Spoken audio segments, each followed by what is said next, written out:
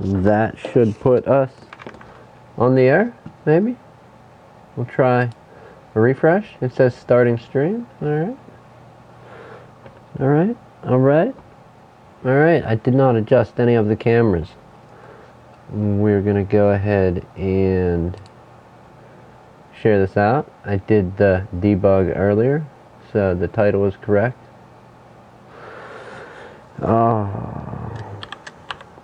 What is this thing? LG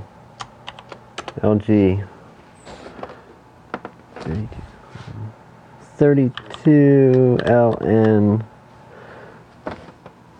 530B.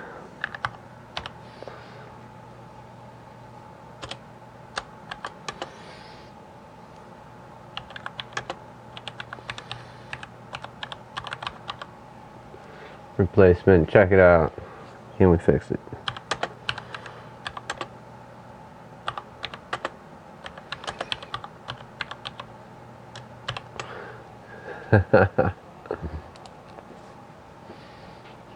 Alright, probably not. Yeah, we'll get no green screen. It looks a little better. You still get the artifacts around the edge of it. Okay, so excuse me one moment while I step over here. I need to check.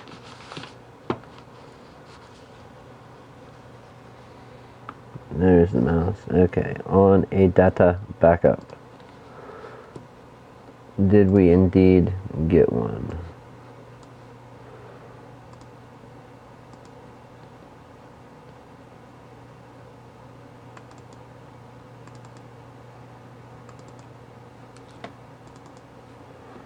And it looks like we did. We got some data. We got all that and a bag of chips. I would say, yeah, I would say we're pretty good. So let's move our data out of the way. We'll store that in the toaster. Boy. Excuse me, that PlayStation last night was rough. Okay, so here are the LED panels for this LG 32LN 530B television. Just get the screws out. Alright, and just to, I guess we could show people. We'll try and show them what's going on with it. How good it's going to work, I don't know. We're going to have to dim down some lights in here. It's alright. We'll make it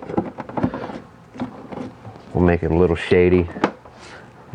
We'll dim it down a bit here in the shop, the after hours, the studio.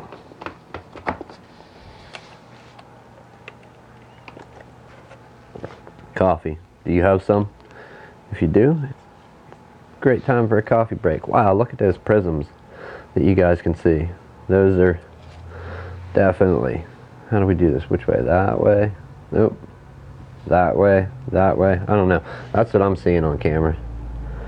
Alright, coffee break is over. Okay, so, oh, that was dumb. Don't do it. Don't pull a Nick. Don't do that. Alright, let's go ahead and turn this thing on. Do we indeed have some kind of power, or is everything disconnected? I don't remember. Do you?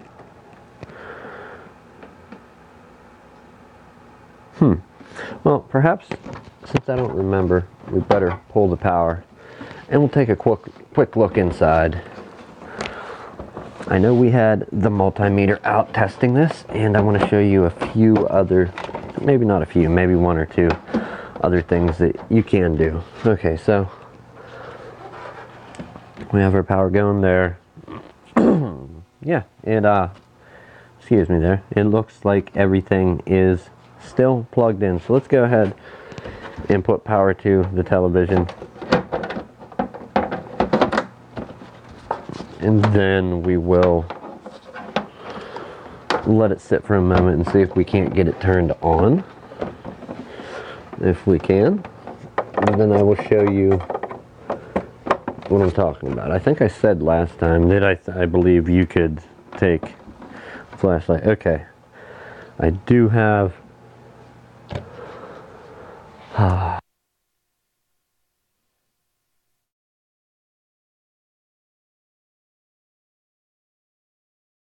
I do have a red LED. Yeah, right.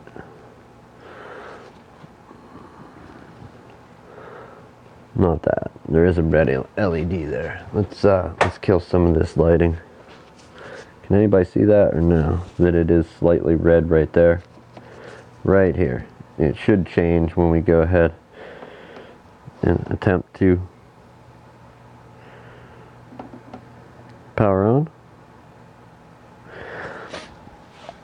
Where's on and off? Okay, it is the bottom. I hit the channel up. Okay, so we have no LED. This essentially should be on right now.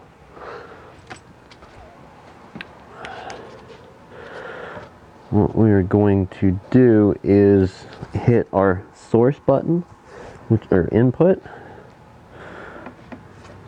and then try and catch this at a certain angle and see that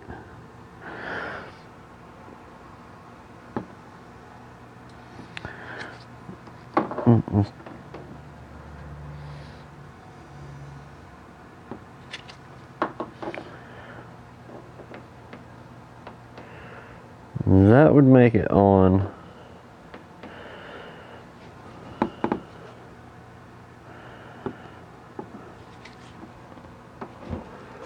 Boy, we're gonna go real dark. Okay, I don't know how much darker we can go with this to try and show you guys that the menu is popping up. Do we have a menu? Settings. Let's try that.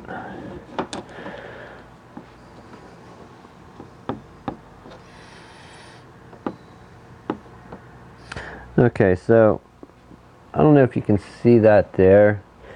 You can kind of, it floats around. That's why it is very hard to see. But there's a box floating around that will say no signal. Let's see if we can't find it one more time and show you at that point. Settings.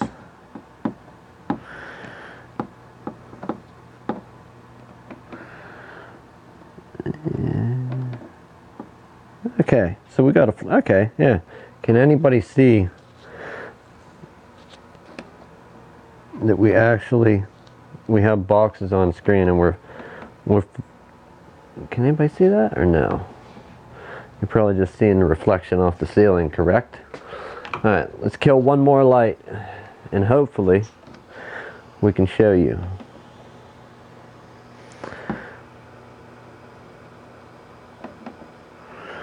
Okay, so can anybody see these boxes here? This one is component. We got component. This one's HDMI. We have HDMI 2, AV, and TV. So TV is what's selected. I don't know this. Let me cycle through them. Let's try and switch. So we have a dark box. Ooh, did I turn it off?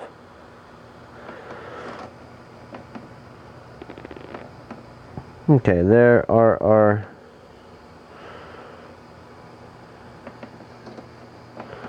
so it is indeed something dealing with lighting, but back more to the point. Let's get this lit back up. More to the point, what is causing the lighting to fail?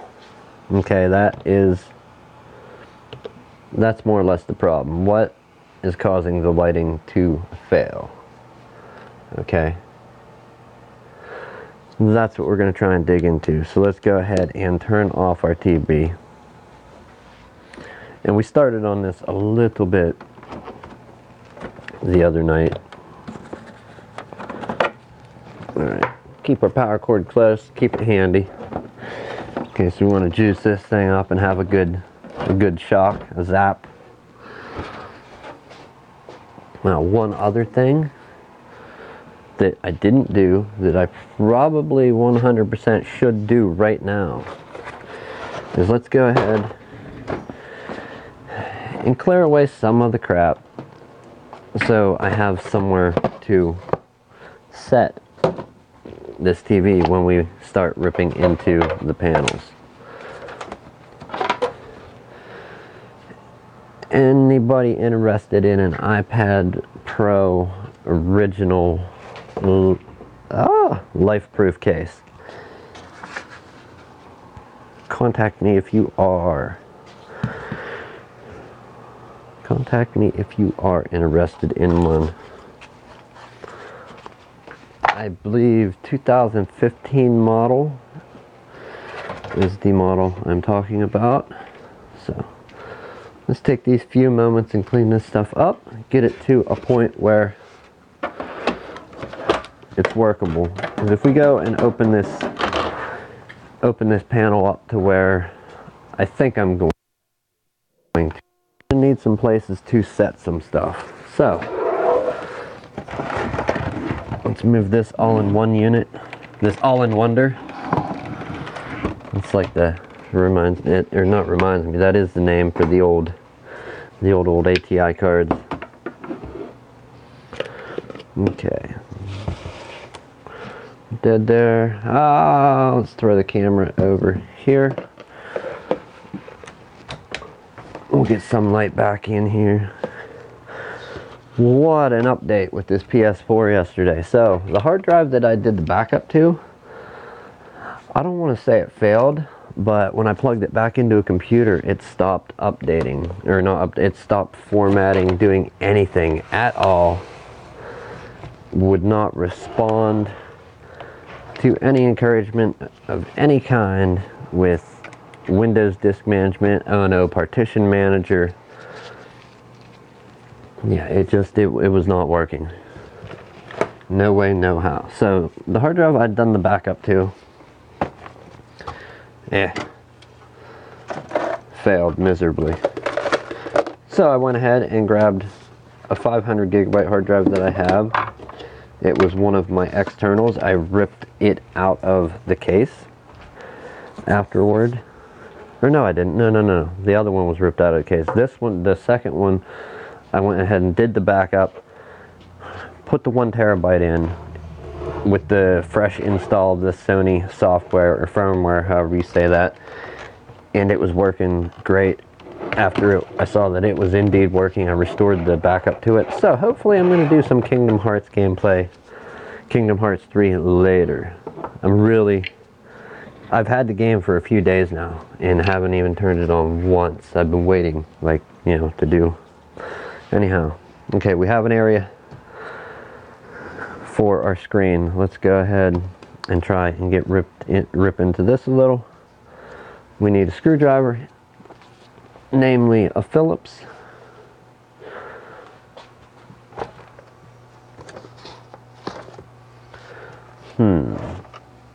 There it is. All right. I also happen to get this nice. I gotta wonder about this. I understand the tubes when people have the tubes, but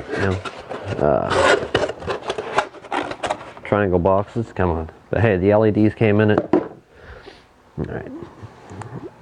Back on somewhat of a track, let's say. Alright, let's swap over to this one. We're going to go ahead and unplug our lights and watch. Maybe this will be a miserable fail too. I don't like tearing these apart. Some people do tear stuff apart ahead of time and verify, and I do often do that. In this case, I did not, so I could end up with a wrong part. Specifically, if the research I did was wrong. I don't think that it was. I'm gonna say no. Do I need to take all this off of here? I just wonder. How about this? Let's not take it all up and let's see how far we can get without tearing it apart completely.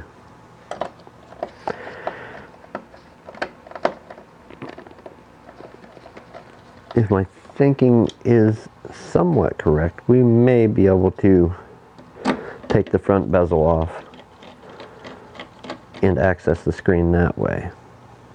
Now we're going to be setting these components down on a, well, what would be a hard surface if we didn't have a mat here, but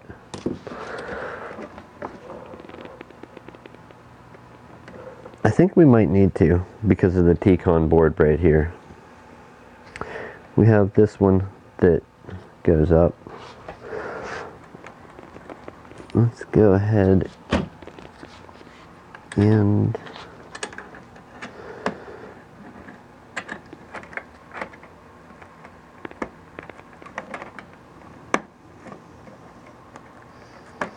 unplug this one. There's one and two. Okay, those are out.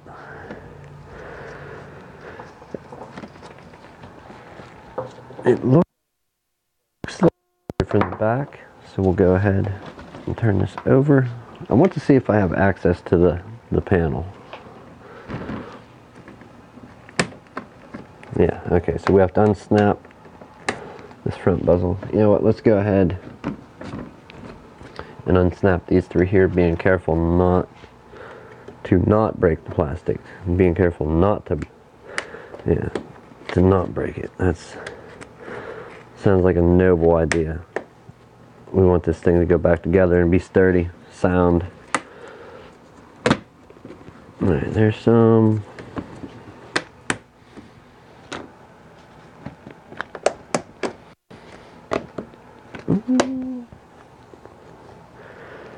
I'm not seeing anywhere that this is locked on the corner other than right here. And is that just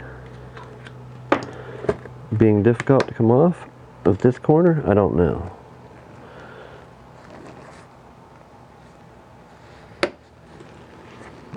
Let's lay it down before we drop it. Okay, well evidently the speakers are not attached, not without the back, so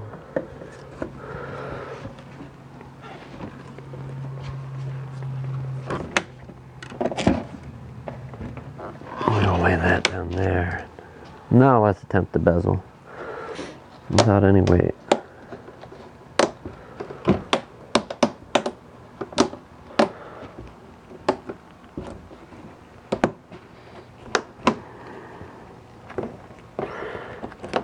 I'm really stuck with what is holding these corners on this model.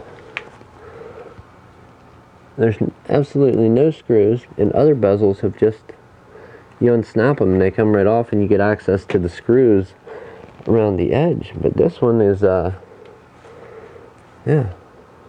proving to be way more difficult than I originally thought.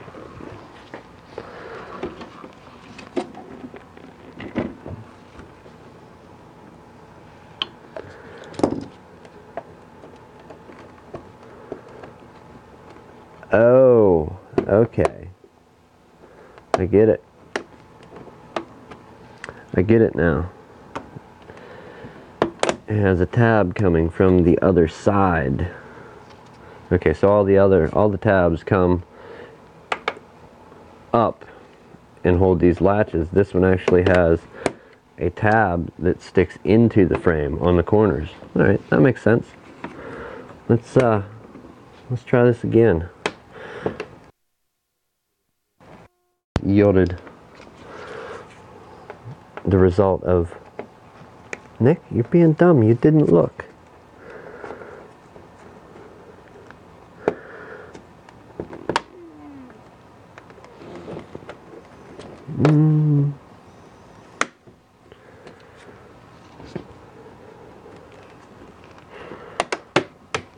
Yeah.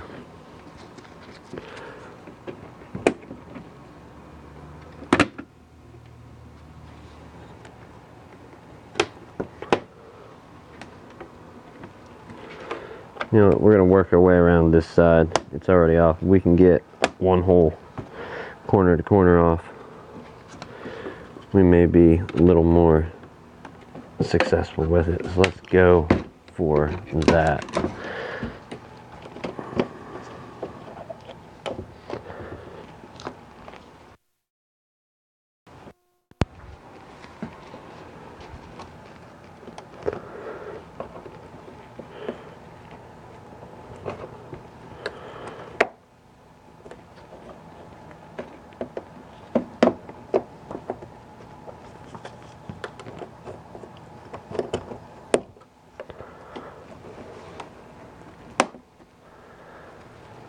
Ooh.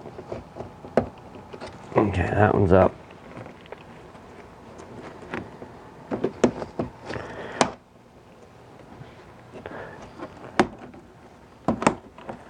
Hopefully not going to snap back down.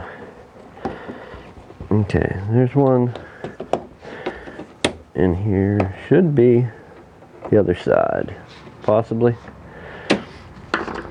Some of the bigger TVs that I've worked on, they can be a nightmare too, especially when you're reaching side to side, end to end, corner to corner. What did you catch on?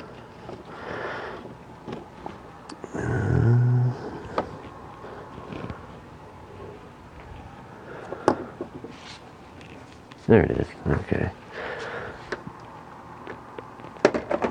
There we go.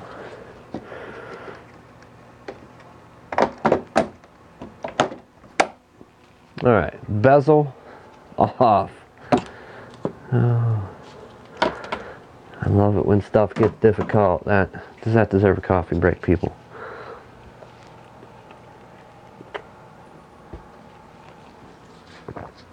Alright, we're going to go ahead and go around the border here. Actually, let me put my camera away. I have a feeling I'm going to like bump into this thing or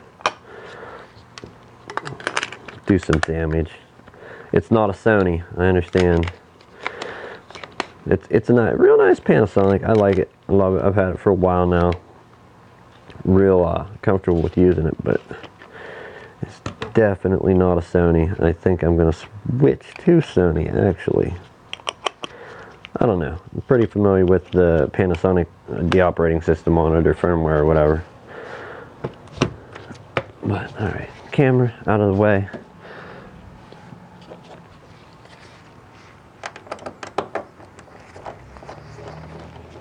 Is there anybody out there? It says that there could be, there may be. I'm just not seeing you.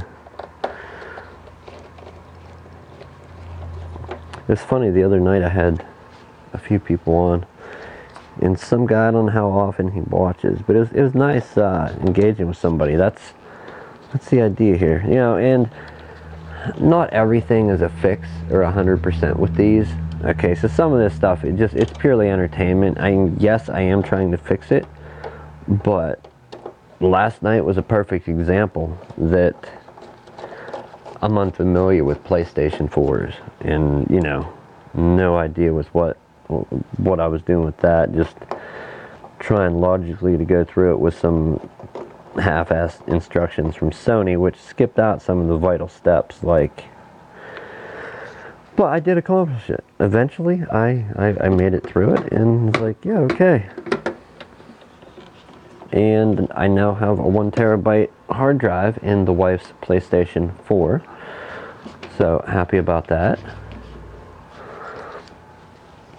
If I can get through this without ruining anything, well then hopefully I get to play some of that tonight. Throw it up online. I don't know if I can stream from home though, with it being a Wi-Fi, the backbone of the network. It's like all Wi-Fi. I mean, yes, there is a router way far away, but I don't have what I need to direct plug into that. So, can we stream over Wi-Fi? I tried it before, a way long time ago, before I even knew anything about OBS or the proper way to set it up. Yeah.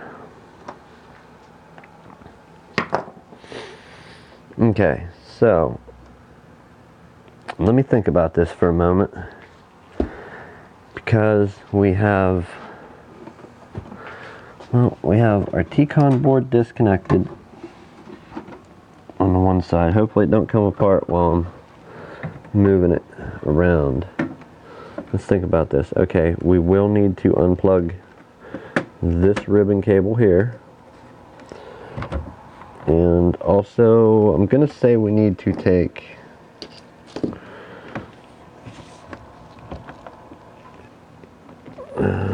don't fall apart, screen, please. Just hold it together for a few moments for me. Okay, I'm going to remove the ribbon cable T-con board here and this assembly, just to get it out of the way for the time being, and see what else I may be dealing with, because I'm about to separate this panel on the front of it. We're going to pull off the actual LCD part of it. We're going to pull off the diffuser and all that. And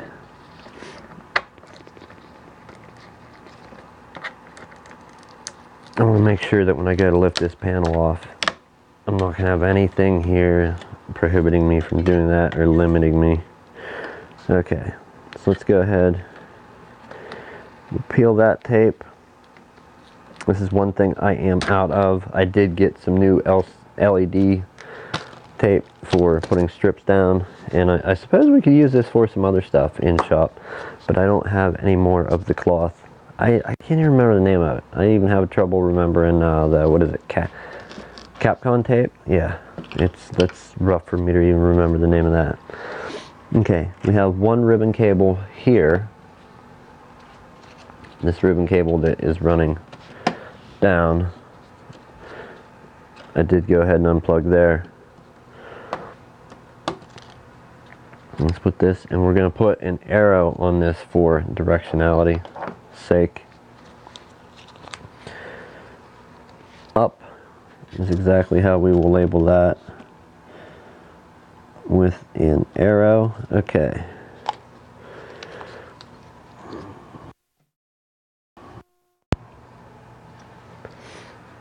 Alright.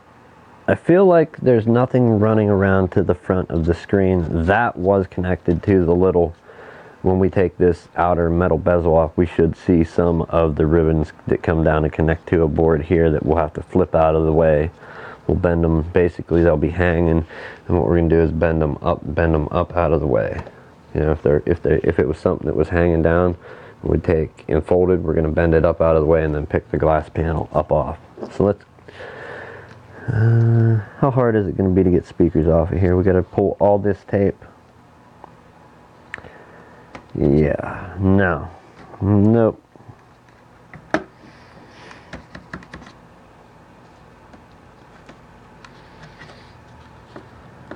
You know what? It's going to be easier than I thought. They disconnect right here. Okay.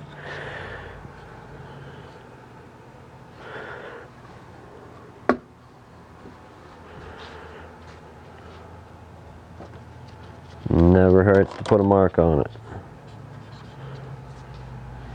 No, really it would be the left, but it's right as we're looking on it, in the direction that we're looking at it to work on it. So, go ahead and throw that down. Let's move the wife's PlayStation, because I'm fairly certain we're going to need this counter for that big 32 inch, that massive LCD screen. Okay, let's get zoomed back in. It smells like the neighbors are cooking fish or seafood, some kind of shell or creature of the sea. It 100% smells like that coming from next door, which that's fine. Not for this cat though. Okay, lay out our parts so we hopefully don't lose any of them. Now, let's check the edge to see. Okay, so we have one screw in this corner. We're going to make sure we removed all the screws all the way around.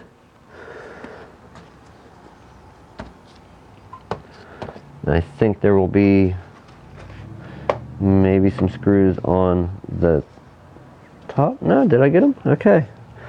Let's go for the last one on this corner. And then we're going to try.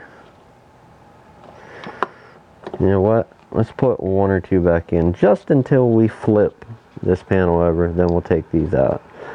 We're going to have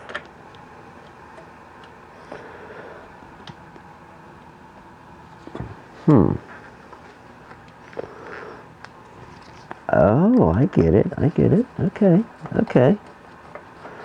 If that's really how that works, cool. Alright, speaker is out of the way.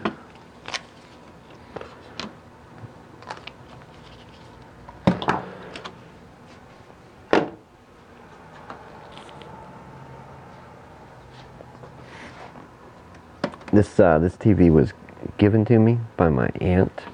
She had went and got a new one. She's like, here, you can have this. Maybe you can fix it or something. So that's what we're trying to do here. This is not a customer's TV. That's why we're taking the entertainment approach to it. Let's do it and do it with some knowledge that we have, but we're not going to go super high tech on it and waste a bunch of time. We're going to go with some simple stuff. Okay, turn it around.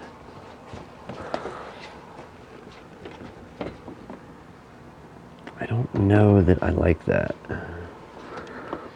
but we're going to go with it.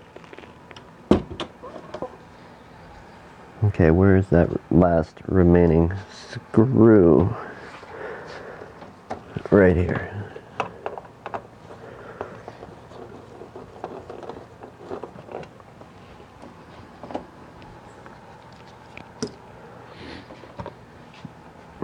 We got the right cam working. We do. Me. Repair is down except that part. All black. KVM. Look how wacky this camera looks, okay? This is every day when I turn this thing on, I have this crazy cartoon cam. And I think what it is a setting in another piece of software that I set up the the cartoon part for it. Or like a cartoon overlay. Yeah, we're gonna undo that. Alright, let's be careful pulling this off. We do have some clips. Go ahead. Now, as we're looking at this, we're going to say this is left. And then put an arrow for up. Left, up.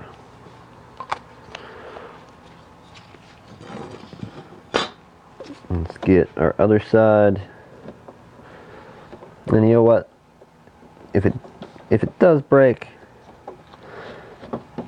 we don't have anything into it other than a couple dollars for lights. Nothing major. So let's ooh, this one is not coming out near as easy as the other side. We're gonna make this R.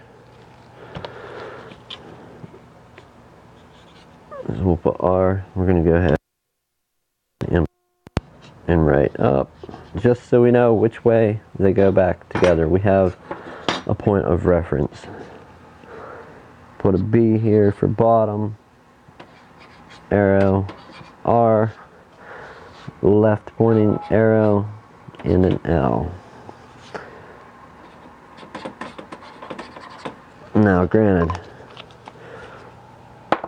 you don't have to mark out stuff. I like to, because I sometimes get in a hurry attempting to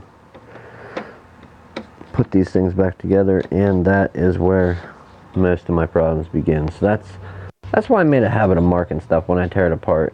And TVs are not my forte. They're not. I've fixed quite a few, but it's not something I really enjoy. Okay, and down here is where you will get a good look at. Let's try and flip this up for everybody without hopefully dropping this panel out of it. We're going to try and hold it lightly you want to be careful. This whole edge, this whole panel that we just exposed and have access to is what is, it's very fragile. And these are the ribbon cables that you want to be careful with in this circuit board. When we take it up out of there, we're going to pick this glass panel up out of here to gain access to the LED strips inside the TV. So let's go ahead and get the top piece off and get it marked. How I'm getting these off, and this is on a few TVs, there are clips. You can pry on the bottom. I don't like prying because you're prying metal. If you pry from underneath, it's pushing metal into this display a little. So what I do is I try and pick up on one of the sides, and that releases that, and then that will also release the bottom snap, and then you can usually rotate the whole thing right off. So let's make this, what did I say? This is the top. Yeah, up and down, funny. Did somebody have this TV apart and put it back together wrong? Is that why the one piece is up, this is down? Okay, so they're already marked. Up and down, not really. We're gonna make this top right, and put a little arrow on it with an R and another little arrow with an L. Nobody out there in the chat? None of the people that usually watch. I know I clicked share. I'm pretty sure I did. I did the Facebook debug crawler thing.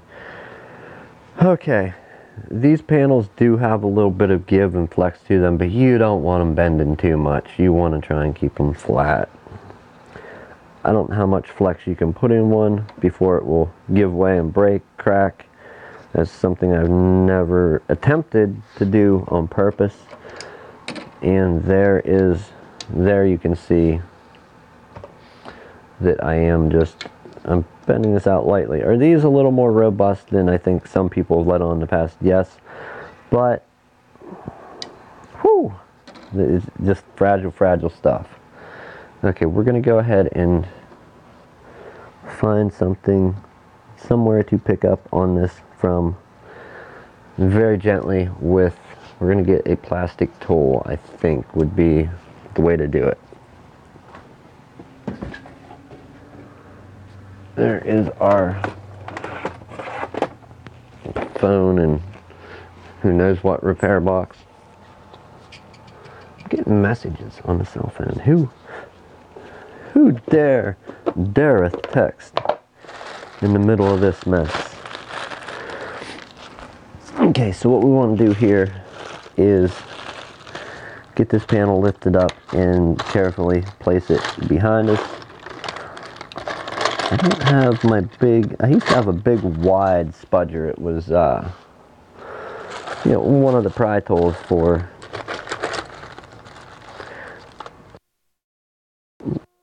and you usually get it in a phone repair kit or a tablet, iPad repair kit. I used to have a big wide one. It was, kind of like how you can have a little skinny putty knife or a giant wide putty knife. I used to have a big wide green one. It was a green one. If that don't look green for anybody, I'm sorry, but I promise it is green as green gets. It's just some of these cameras are goofy. That one, we're gonna fix that right now. That's too much. Default. Oh, it's dark over there. Watch out. The autofocus is on. Low light comp. We will jump up. The backlight comp will bump up the gain a little bit. A little better looking there. Hit apply. Okay. I look half human, still a little bright, but much better than the other. I used to have one of these. It was real wide for like scraping goo off. Or I guess you could pry with it, but it didn't have much leverage to it, being that it was real wide and real thin plastic. I'm going to go ahead and try and get under this. Lift it very easy. I don't want, if I can get it up, I'm going to stick something under it to hold that side and then work on another. Okay. We've got a little more up now. Our board is catching, so we have that to think of too. Watch me crack this thing first go. I don't think they're that bad, but yeah, you definitely have to be easy on them. They are fragile. But like I said, just keep in mind, they do have some give to them, so support them. Not, and I mean, end to end, maybe you could. Whew, boy. Okay, we're gonna try and balance this on one hand. I did not.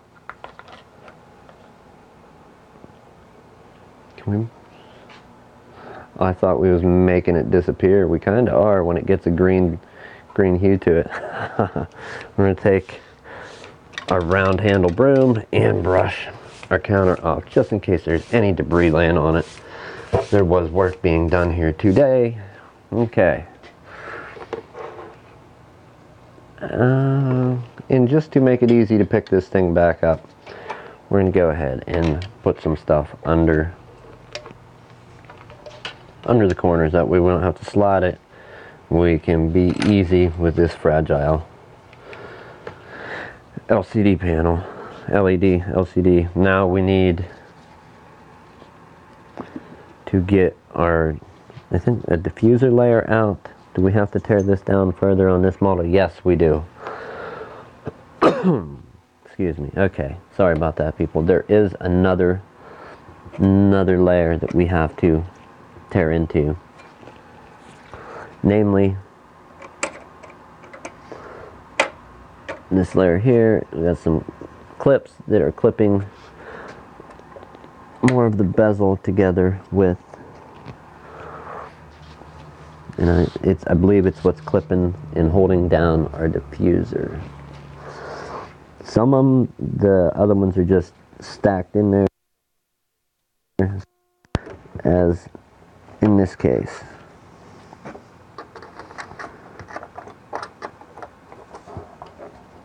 Again, for anybody that didn't catch the other part of this the other night of this particular television, we got power, we have sound but no picture, and the stuff that I was showing for testing the other night, as well as anything that I'm going to show you here, if it applies, is mainly for LG and Vizio TVs.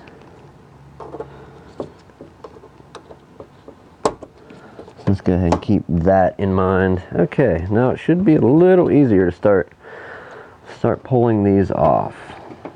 We have this big long run where we can pop a few of the latches loose.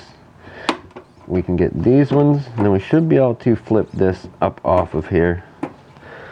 And we have one that's going to give us a problem right here on the corner. Thank you very much, black plastic latch. Thank you, thank you, thank you.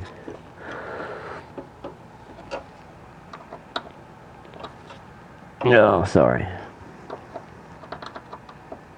Hey, this is done live. Remember, to the highest standards of production known to monkeys. Okay, we've got a few more latches here. On the bottom, we're going to try and crack loose and get this panel off. There's 1, 2, 3, 4. Alright, and there is that part. Let's set that there. Now we got to remember what order these go in. So, because I've ran into them being in a different order in the past, we're going to make a note. Yes, we're going to make a note about this exact thing. So what did we find out so far? We've got the metal. Yeah, I like some metal. I don't like the power ballad though. Some power ballads are alright. So we got the metal. We got after the metal we have the panel. We've got the plastic. And then we've got the diffuser. And there's another name for it, the white shiny sheet. I'm going to put diffuser 1 because that's what I've always called it. So there, we have that list. Let's see, we've got a couple layers here, and you don't want to mix these up. So when you pick them up off, you kind of want to put them straight back down on. And then you'll have this clear plastic area. I think one of them's a polarizing filter. Up off, we don't want to get any grit or grime in between them, or you could end up seeing that on your screen. So we'll set those there, and oh, they want to slide apart just from not being set level. Alright, this demands a bit more. We're going to set them out here, and they hopefully won't slide off one another. They're very slippery when they set together. Okay, and we've reached the inside of the TV. Now the lights I bought, and it looks like already I have the wrong kit, unless I count 1, 2, 3, 4, 5, 6, 7, 1, 2, 6, 7, 1, 2, 3, 4, 5, 6, 7. So already I have the wrong kit of lights. 7,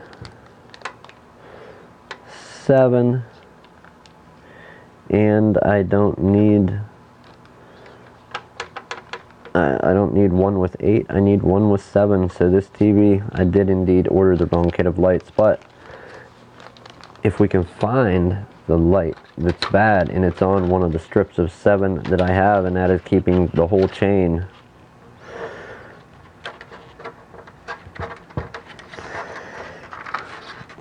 from going. Alright, these things are a pain sometimes.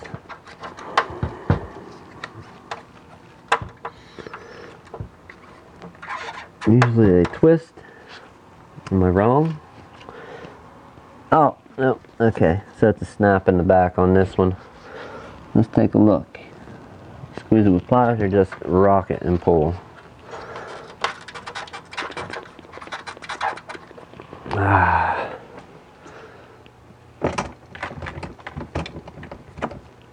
let's try it.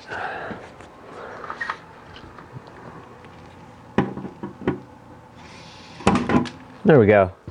Okay, and I lost it. There it is. Got it back. So that sucks, I ordered the wrong light kit, but we're going to go ahead and do some testing on these lights and see if I can't find what light is causing the problem, if a light. So there's that harness.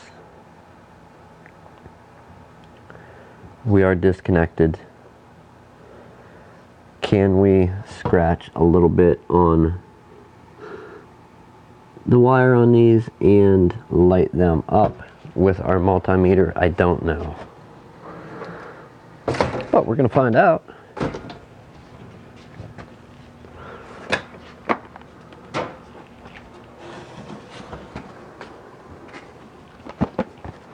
We are going to find out. So let's get out the multimeter.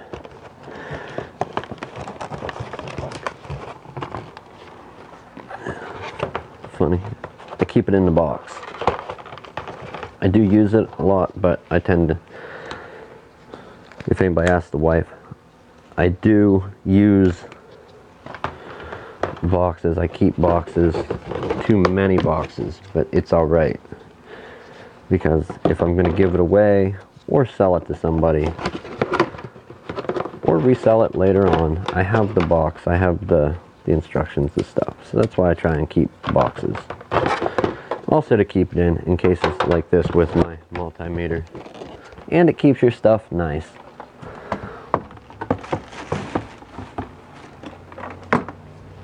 Okay, where are we at here?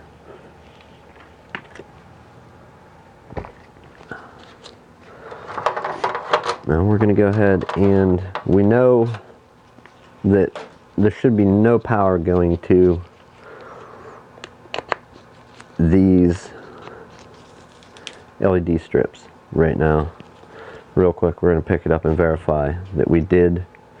Okay, we have unplugged from the power board. We've unplugged the little harness, the wire that comes out to power these three. And we have also unplugged the main power over to the picture board, the driver board. So let's go ahead and set this. Where can we set this for you fine people? We're going to go to, is it continuity? Man, it's been a while since I've done any of this stuff. I need a refresher course. Let's do that. We'll go for the low guy. Hopefully you'll be able to see a result. Now, you can see different traces on these.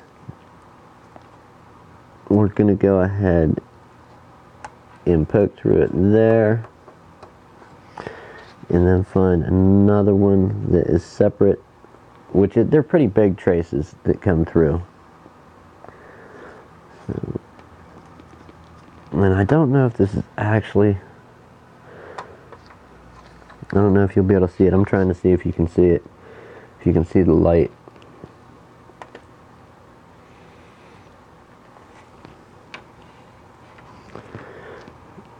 Boom, boom. That's that one. That is that one going into that side. Okay. Did it light it? Yeah, I don't think. Not enough gusto. Well, hold on. Okay, so we'll keep that one.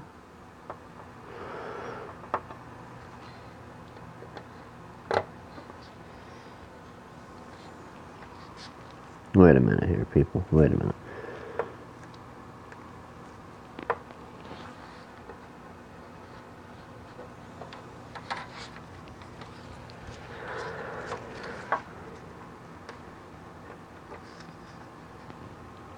How are these laid out? That comes through and feeds the middle. So we'll have to jump from there to there.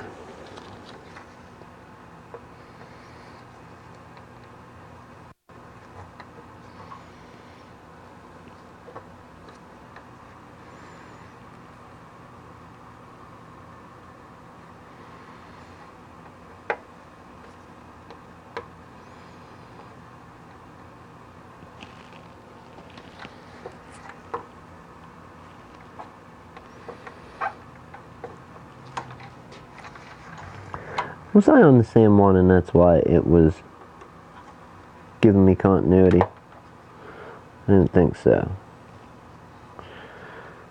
There and there it would be, right? Yes, correct. Okay, so that's not going to light up.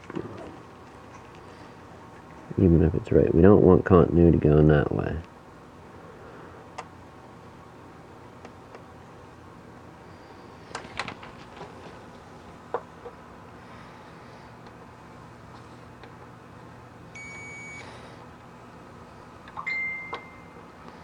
Who's dinging the phone, people? Was it you?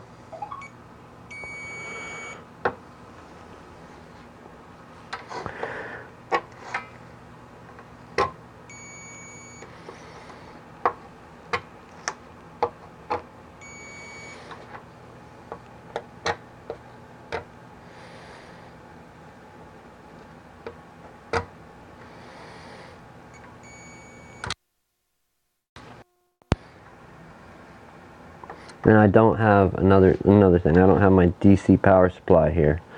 So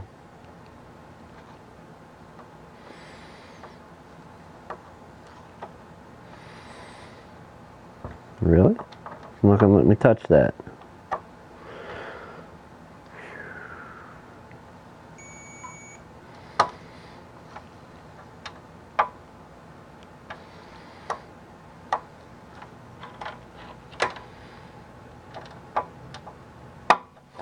many volts these are. Maybe we'll try firing each one of these up.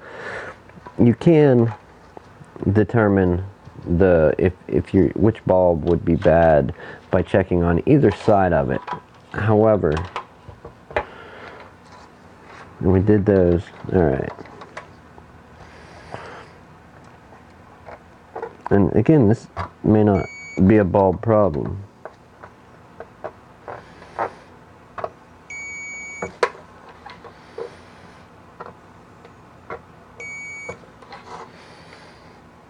Granted, we should be able to use that same spot. Okay, so we can, so let's try that.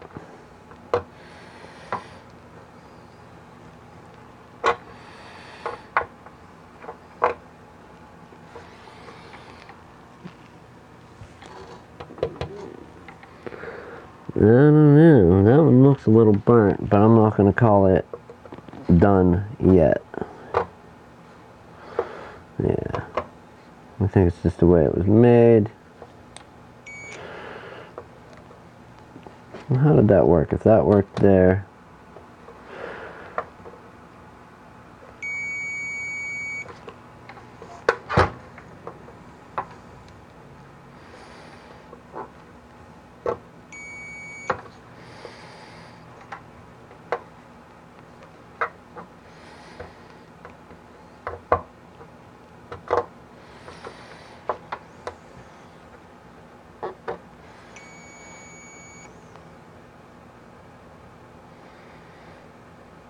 I wonder if we found our culprit. Could be, correct? Is that possible? So let's get a mark closer to it.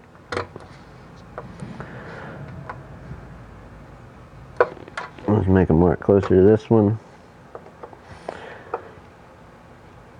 Okay, so what we're going to do, I think, is we're going to try and jumper around this with a wire. We're going to solder a wire on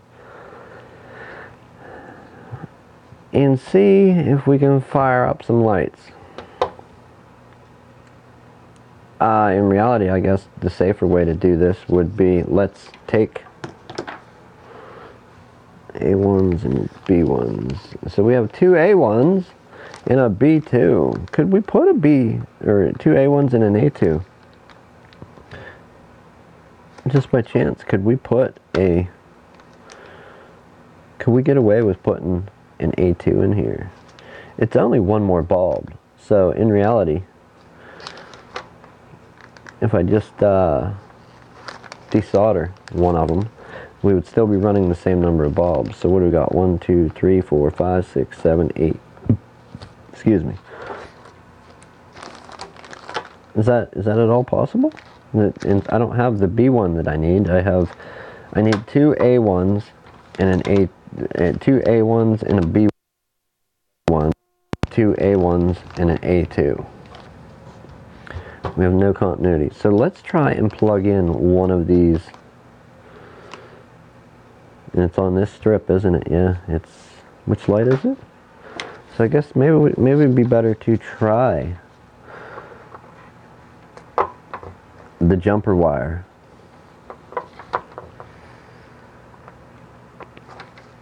Instead of... Oh, guess what? Wait, I just wasn't pushing in. So we do have continuity there. Okay.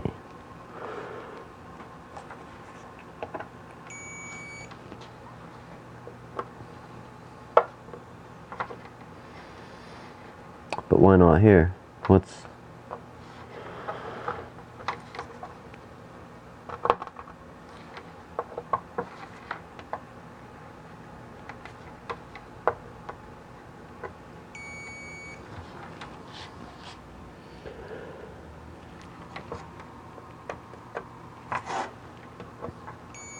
Well, we have continuity there. Oh, these are the same one. Okay, that's why. This is the same trace. I don't know if anybody can see this, but these traces are beginning and ending. It's kind of like a big block. It starts here. It comes down this little lane underneath this block here. Let's draw it out. Okay, so here's what I'm looking at on these. You kind of have a box. like that.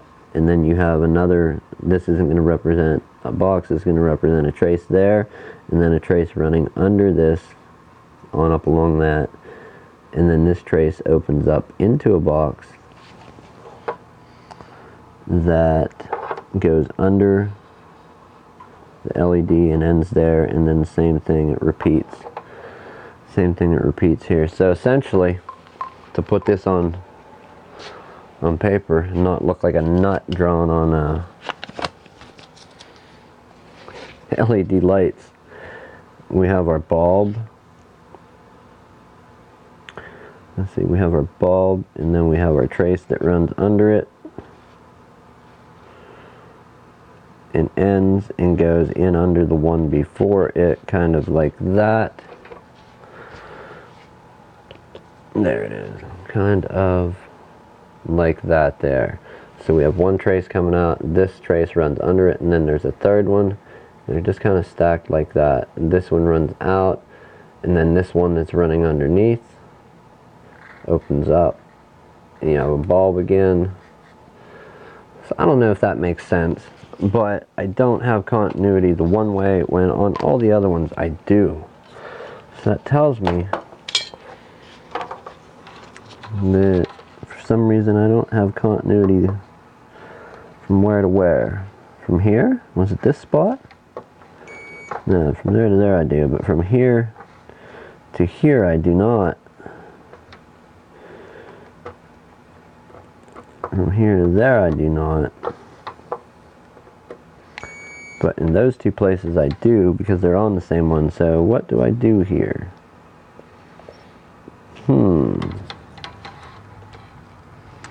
See, I thought you could light these up by going to a positive side and a negative. Well, that wouldn't be the different sides. Let me look at how these are laid out for a moment. So that's going to run all the way under, and that is your ground. Maybe I need to be on that. I'll scratch one off a little bit and check it. And maybe we can get a bulb to light up dimly by touching.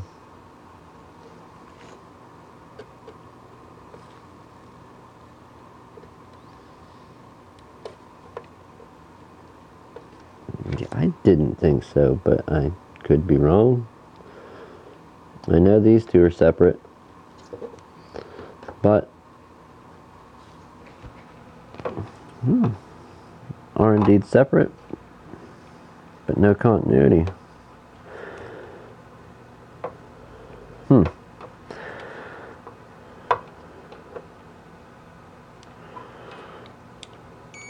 I said, did my buzzer break?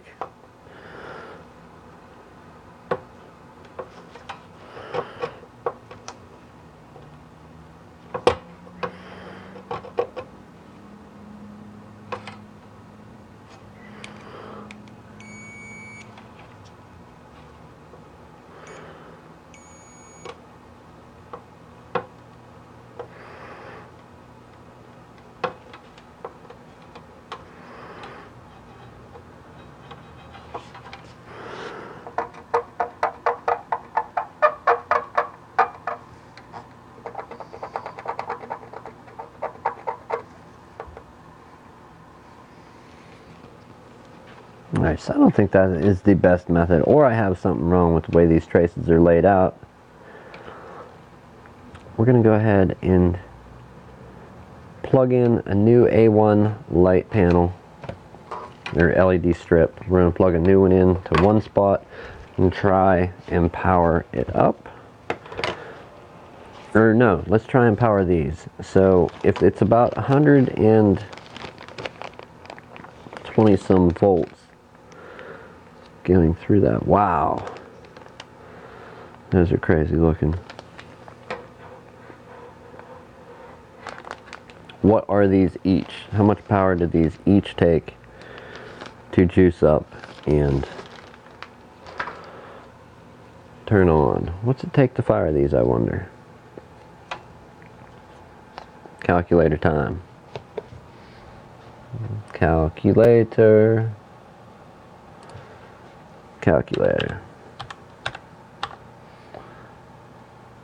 Alright, so what did I say it takes? Let's do 130 divided by, where's divided by, people? Divided by 3. So 43, so what? 48 volts would light them if it's 130. Maybe that was wrong. So, how do we clear it? Clear it out. 132 divided by 3. What did I do wrong there? Divided by 3 equals 44. So 48 volts should light it up, correct? I don't think I have anything here that runs 48 volts. I don't have my power supply. So either we try plugging wrong one. We don't want the A2, not yet. A2's the last stop on the tracks. We're not going to A2 territory until we need to. Maybe we'll try moving a bulb over, splitting the whole thing and resoldering the traces. Okay, so is it an A1? Is it an A1? And if these are laid out the same, okay, and indeed they are, the A1 is the same as the B1, but why is it marked B1 if it's laid out the same? Wiring? Who knows? Who knows? Wiring? Yeah, I don't know. So what? Here's what I was saying graciously off camera. We have the same bulbs in the same spots for the A1 as the B1. And we know A1's going to match there. Hopefully.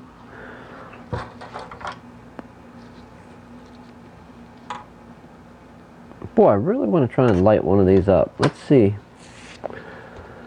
What if we were to wire a couple of power supplies together?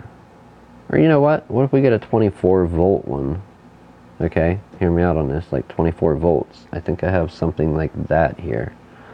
Would or would it not light up the LEDs dimly? Okay, let's do that. Let's find this power supply quick and see what we can do.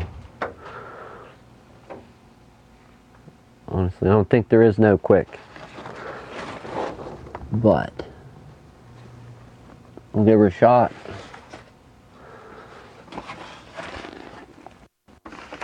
It really sucks I ordered the wrong bulb. Even something with the end cut off would be better than nothing at this point.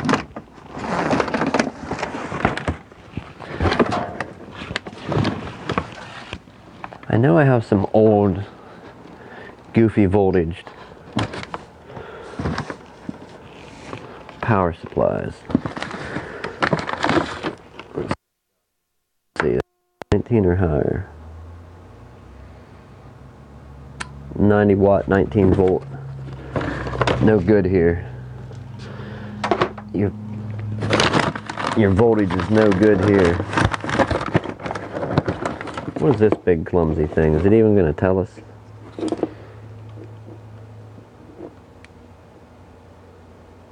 Okay, so we can get, it looks like 32 volts or 18, 16 or 32. We've got a 32 volter. Let's see if we can find 32 volts direct out off of this. And then light up our LED dimly. Can we find a direct 32 out with our multimeter? Since I don't have an adjustable power supply here to wind it up to about 40 some volts and see. And we'll try powering each of those light panels separately. And if this fails miserably, boy, that's 2 failed videos in a row. But hey, I think it'll be okay. Okay, so let's get plugged in with our makeshift adjustable power source. Best of the best. Watch this thing be dead as dead gets. Alright, so we want to test voltage We know that it can go higher than 20, so to avoid damage to our multimeter, we will go with 200 volts. Now,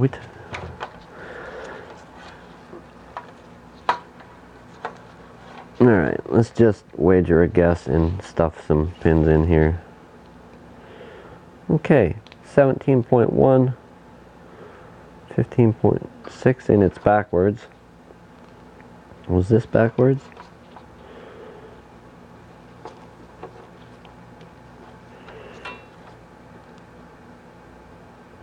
Okay, so those two pins right there give us 32.8 volts. Now, which ones were they again? Let's do one more check here and see.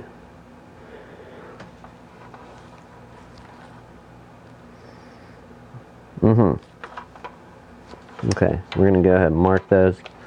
Get the multimeter out of the general vicinity. We're gonna mark them. And if we blow up a bulb, we blow a bulb and order a new one. But I'm pretty sure they're gonna take some juice to light up. So that and that is our 32 volts. This is hacky as it gets. I really need the adjustable power supply here. But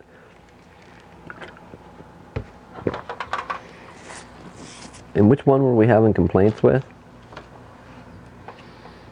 With the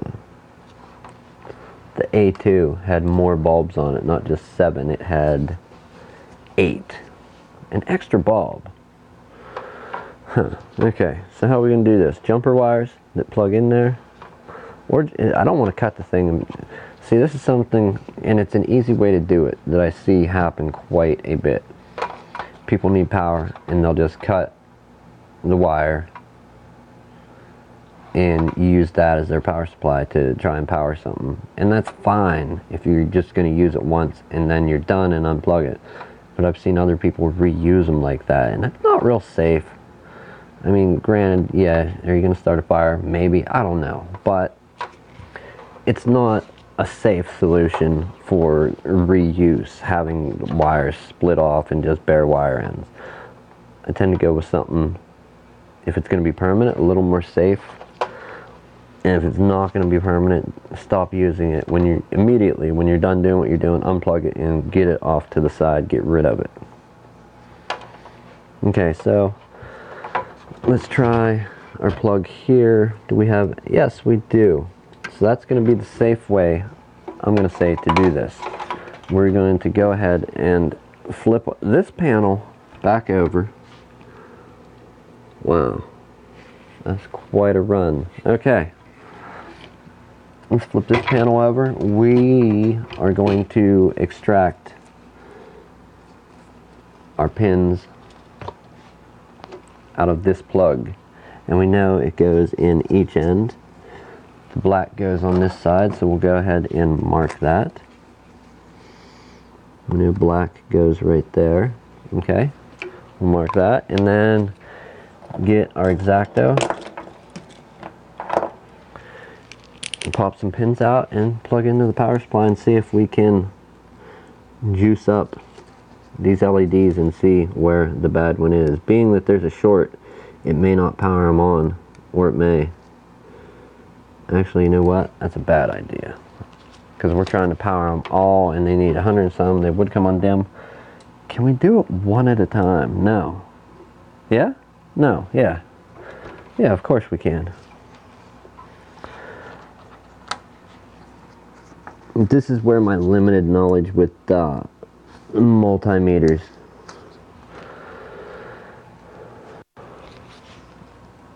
I mean, I have some knowledge, but not, I mean, I can have a lot more.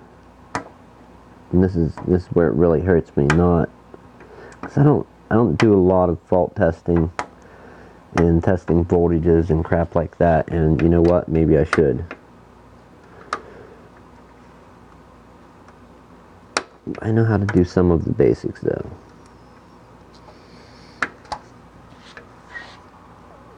Everybody's saying, dummy, just do it. We want to see you get zapped right now. Do it.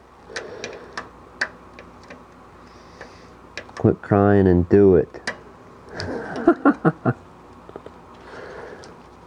Oh boy. Okay, well, I gotta look at the mechanism, how these lock in here. Here's a frame. Okay, so they do pull upward, not outward. Here's a frame of reference to the last time I did one of these TVs. It was not LEDs. It was cathode bulbs. Not cathode ray tubes, but the white round tubes in them. Some of the same stuff still holds true. You're dealing with more power, however. Okay, there's that. Let's find out if our bottom panel lights up. Okay, there's that. Now we're going to go ahead, because our power will still get to it, we'll extract and plug into our power supply and find out, does it light up? If yes, we'll try another one.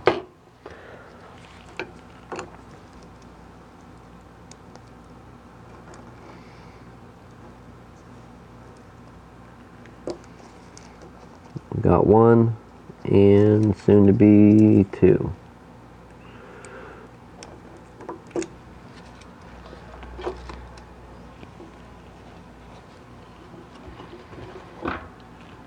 Who's ready to see sparks fly? I'm trying not to blind anybody. Okay. Looking at these,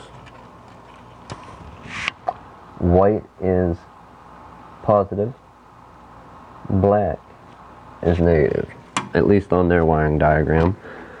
And when we look at this, let's go ahead and we're going to flip this down and grab our multimeter real quick again, because we don't want to send voltage the wrong way.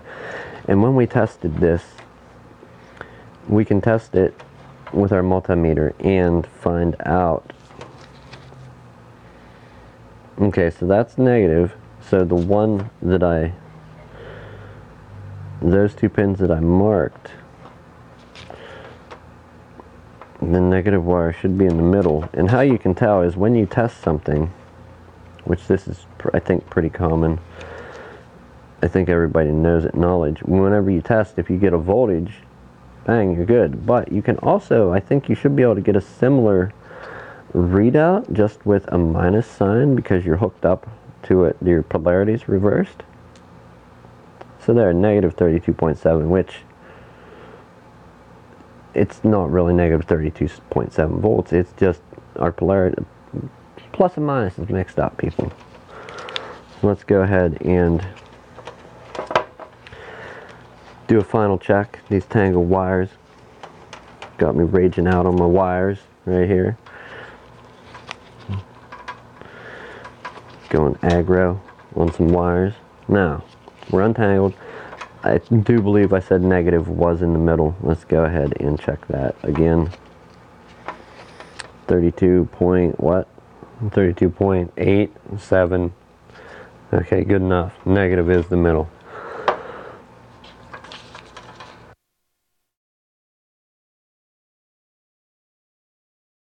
Did my volume die? Okay, I thought my volume died. I looked, there was a slight delay in my volume over there. Negative is in the middle. We will put a mark on it, just so we're not repeating ourselves. Let's see how bad this can go. Okay, negative there, positive is right there.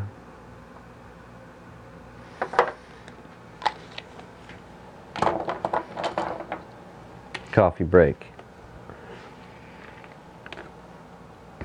Who is ready to see old Nick get electrocuted? Oh. Any last request? Yeah, come fix this and give it back to my aunt if I don't make it through.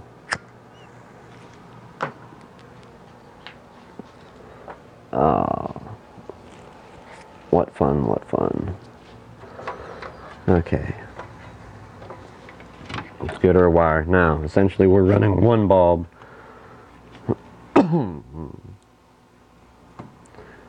Is it going to blow or is it going to go? Negative is there. And what did I say for their wiring? They're considering black negative, white is the common wire. Let's go ahead and hopefully not hurt ourselves.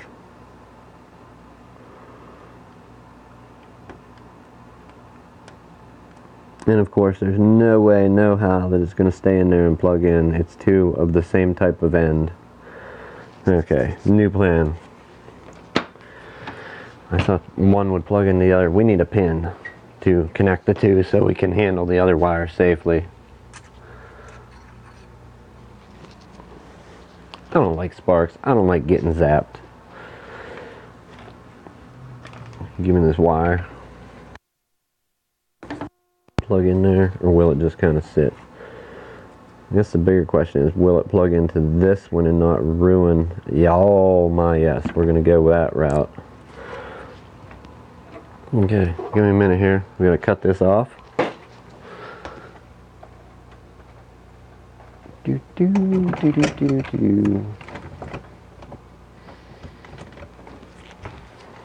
Nope, camera froze. We gotta swap it out to deactivate the one. Is it back? Yes, it is. Okay. Ooh, we lost that when it clipped and snapped to the other side of the room. Go ahead, cut it down. We got one. Let's get our other testy pin. Straighten it out and clip it. Okay, we have two pins to stick in there.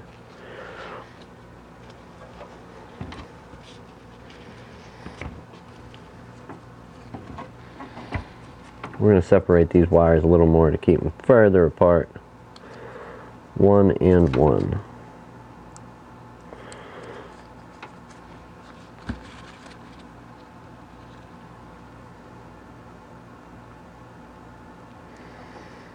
Alright, that one will hold it.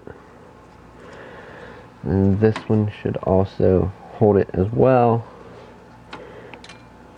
Not very well, I might add, but enough. Enough to spring out and shock me at the last minute. Oh boy, yeah, that don't remind me of safe at all. Okay, there's one. Where'd my other? There he is.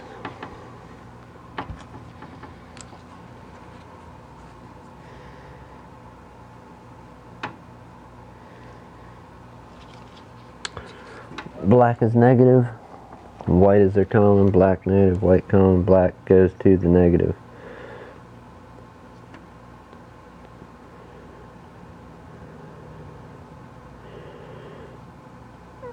And this is the scary part.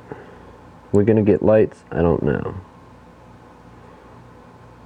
Do we have any type of light on that panel? No. Okay. So no type of light on that panel. Not even. Oh yeah, wait a minute. No? Let's do one more. Heck with that. Grab them both with the pliers, just put them in there, right?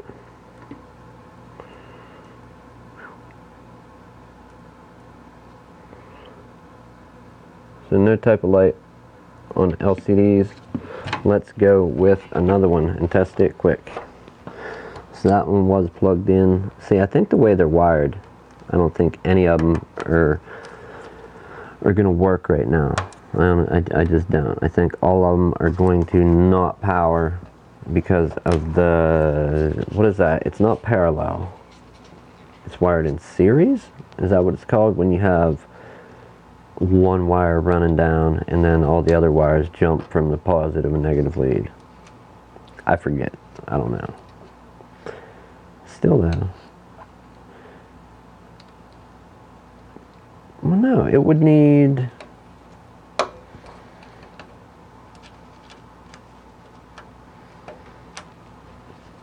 Give me a minute to think about this. We're not going to... Okay. I overlooked.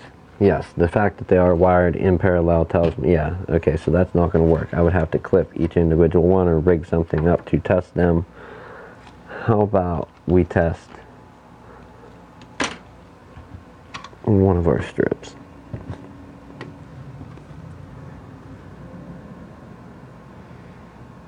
Because if the end one didn't light, and that was direct through, no it wasn't because they weren't connected. Whatever. We're just going to do it. See, I'm trying to remember. Wiring is not my thing. I'm trying to remember right now what. Alright, parallel and series. Parallel and series. Maybe I should look up the definition.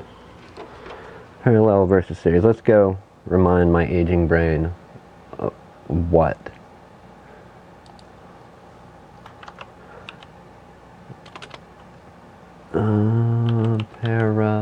Oh, we got a caps lock. Parallel versus series. Okay. The circuit, the current through each of the components is the same, and the voltage across the circuit is the sum across the voltages of each component. In parallel circuit, the voltage across each of the components is the same, and the total current is the sum of the currents through each component.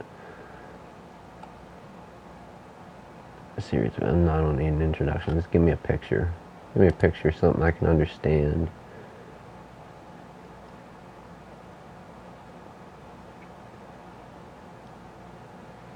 Parallel.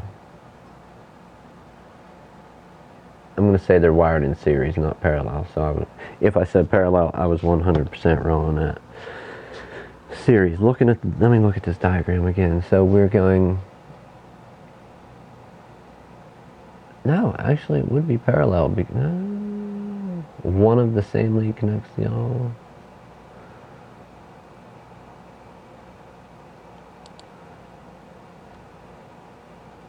Double the capacity, same voltage. And that's when you're dealing with batteries and that. And then series. Batteries joined in parallel. Boy. I remember the last time I messed with some of this stuff, it was, where are we at? Okay, right. Last time I played with any of this, I was researching, looking online to get the power button and the sleep light working on a Power Mac G5 case that I was putting PC parts in a Mac case. And the power button didn't work. The light for when it was on, being full on, and then sleeping, it would like pulse like it was breathing. It took a lot of research to get that going. I was reading about some of this then. That was years ago when I did that one. Yeah, I forget. So let's check the voltages of our lights, or the rating on our lights real quick, if that's the right word.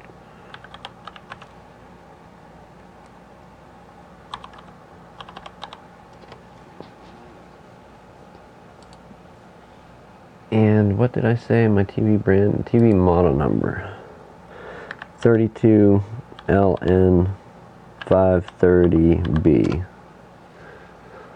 Bring up my light strips.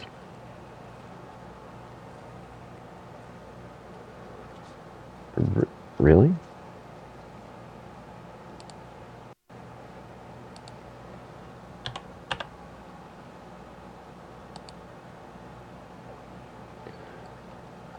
Okay, LED light strips. Are they going to give them to me for that brand? This is what I'm doing, going checking.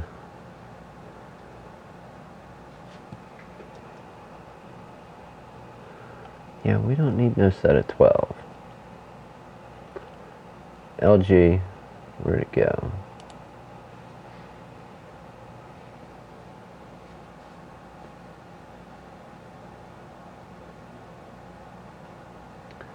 It's a 32LN.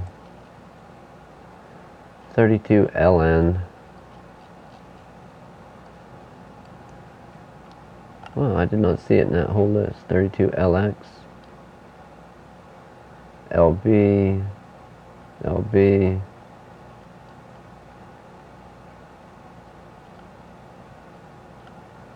LN 530B UA. All right.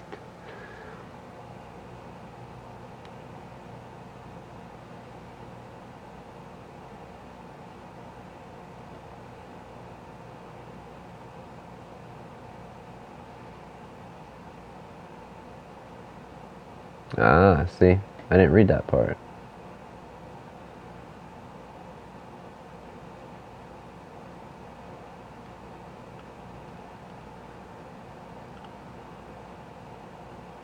LC320 DUE strips.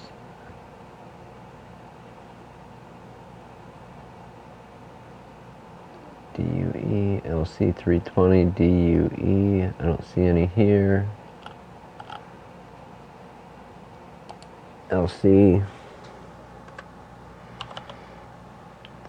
What do they call it? LC320 DUE. Do I get a result if I search on their site?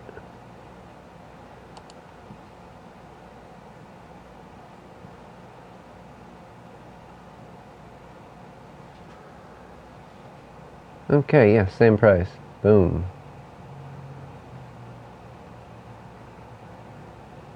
And I ordered the exact opposite. Okay, what can you tell me about these?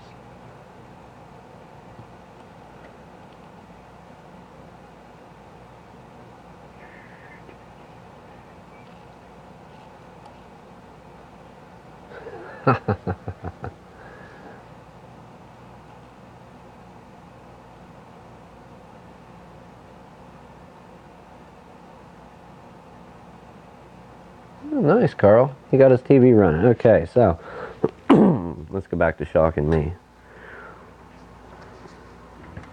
You know what? I'm thinking wires is the way to do it.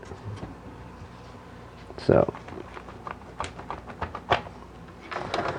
let's unplug our power supply.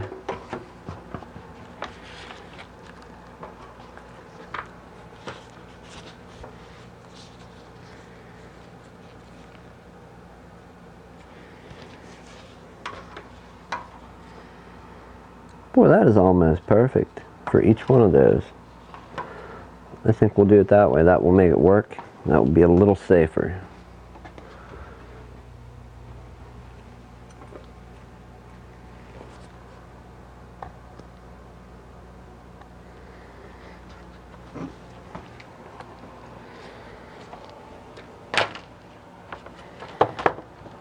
Okay. What I'm doing now, I'm going to use a paper clip as the pin, and some paper clips have a coating on them. I'm going to go ahead and scrape this with an X-Acto knife before I cut the two pieces off to extend the leads out of that power supply. And in case there is any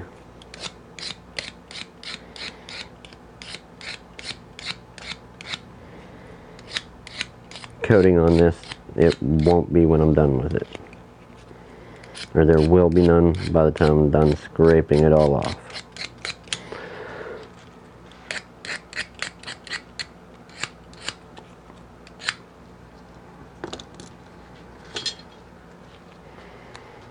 Alright, let's get this power supply. We need those two, that will be our negative.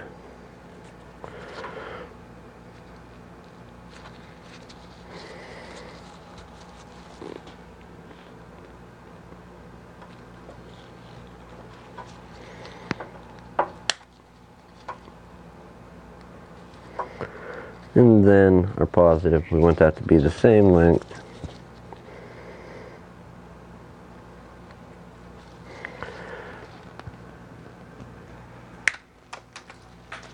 Okay, don't touch them together, right? That's the roll here.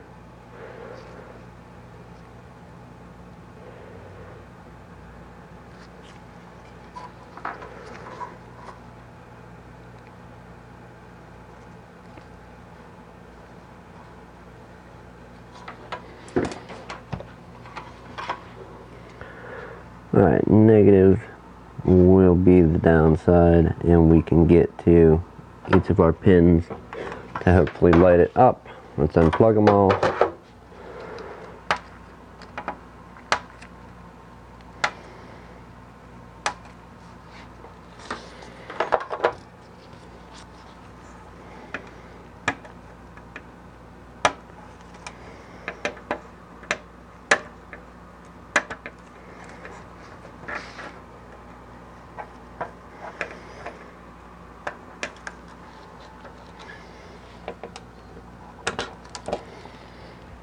Now, being that this isn't powerful enough, like I said, it should light them dim if it's not a bad strip. And is a bad strip going to backfeed into my power supply? Maybe, I don't know. But let's try and see what happens. Okay, so it lights them up.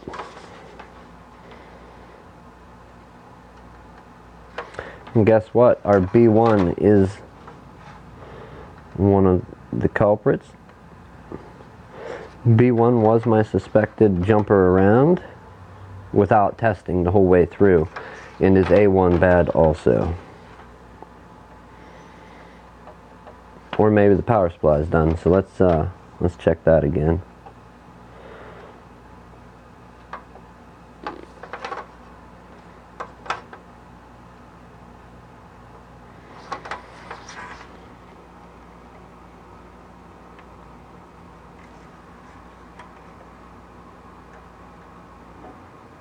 Okay, so we have one bulb out there on A1. And is B1 bad? Yeah, we're not getting no gusto on B1, so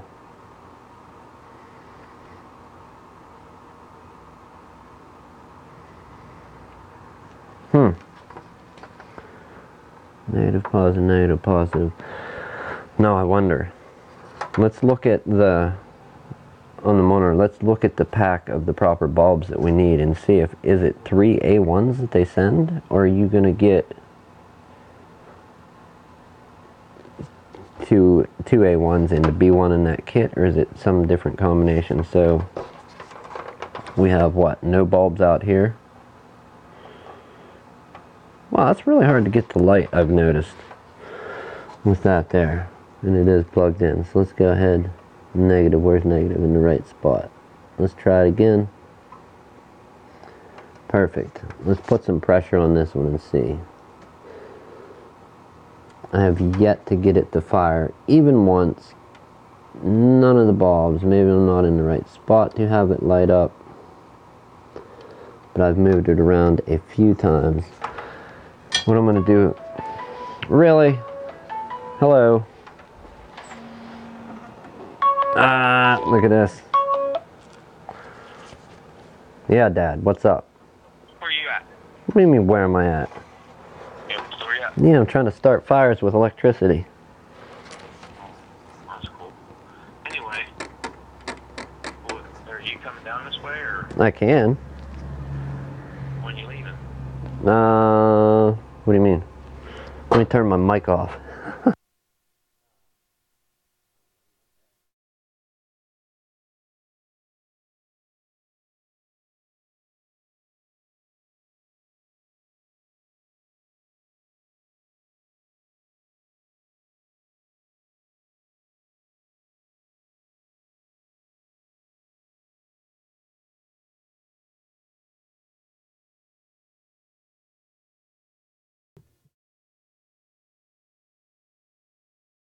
So I don't want to broadcast the conversation on the internet. It's not nice.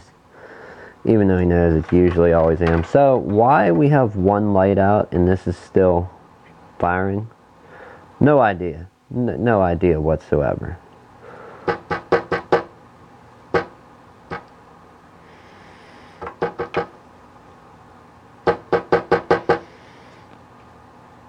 So we're going to go ahead and replace an A1.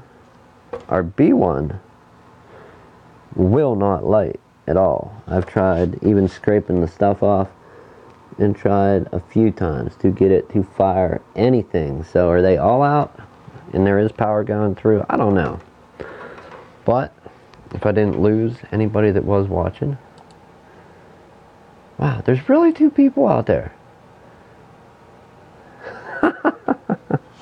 Okay, so I got a comment in the comment section. Hey Bubba, we're trying to shock ourselves with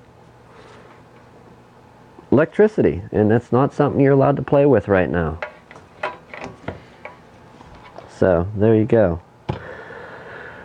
Let's look at this kit for a moment, and because we're not using our makeshift power supply, Is it really dangerous? No. Can it be? Yes. Anything can be dangerous when used improperly. An X-Acto knife. I was cutting one day while on phone with a guy who was tech support for software that a business that we deal with. They use this software, and he was the tech support guy for that software. Excuse me. And we had to communicate together. So, and while I was on the phone, I was cutting something on the desk over here where the all-in-one is, okay? And while cutting, I cut, but I was cutting towards myself, and I was very far away, like I was holding a bigger object with one hand and cutting out here. Well, I cut, and I was pressing so hard that the knife skipped, the blade skipped, and with the broken blade, I sliced real deep into my hand right there. While on the phone with the guy, I'm like, oh, that's gonna hurt. Oh. And he's like, what? I'm like, I just sliced into my hand pretty deep. So, yeah. Alright, over to the kit. Point being, if you're going to use something improperly, it can be dangerous when used not as intended. And then there's other things that you can use not as intended, and it ends up really cool. It's a better function for it than what it's designed for. So that, that street goes both ways. Let's go look at our bulbs. So we're going to get, in this kit, if they give us a big picture, we're going to get oh wow. Okay, so we would actually get a B1 and two B2s. Now, if that's in the proper kit, the LG LC 320 DUE SFR1, what they're telling me to order for the 32LN 530 BTV, but I don't buy it. I'm sorry. It's a B1 and two B2s. And granted, we'll count them. 1, 2, 3, 4, 5, 6, 7. All three LED strips are the same. 7 on each one. And if we jump back over to our TV, 1, 2, 3, 4, 5, 6, 7 on each one. Okay. All of them. But we don't have B1s and B2s. We have A1s and a B1. So let's try. We'll try real simply, and I don't know if this is even going to work. We're going to go ahead and replace this whole strip here. So let's work on getting it removed. We will try and get under it with our flat tool. Cut a little bit of the adhesive tape loose.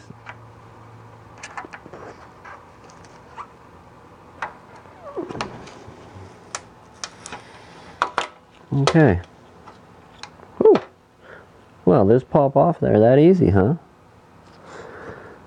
Very interesting to know. Interesting indeed. Ah.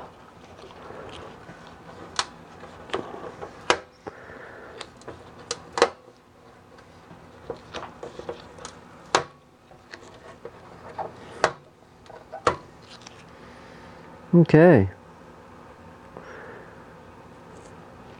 That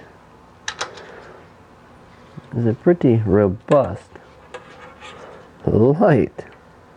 Too bad it didn't work. We do have one that works all except one bulb. Alright. Yeah, I dig it. Let's, no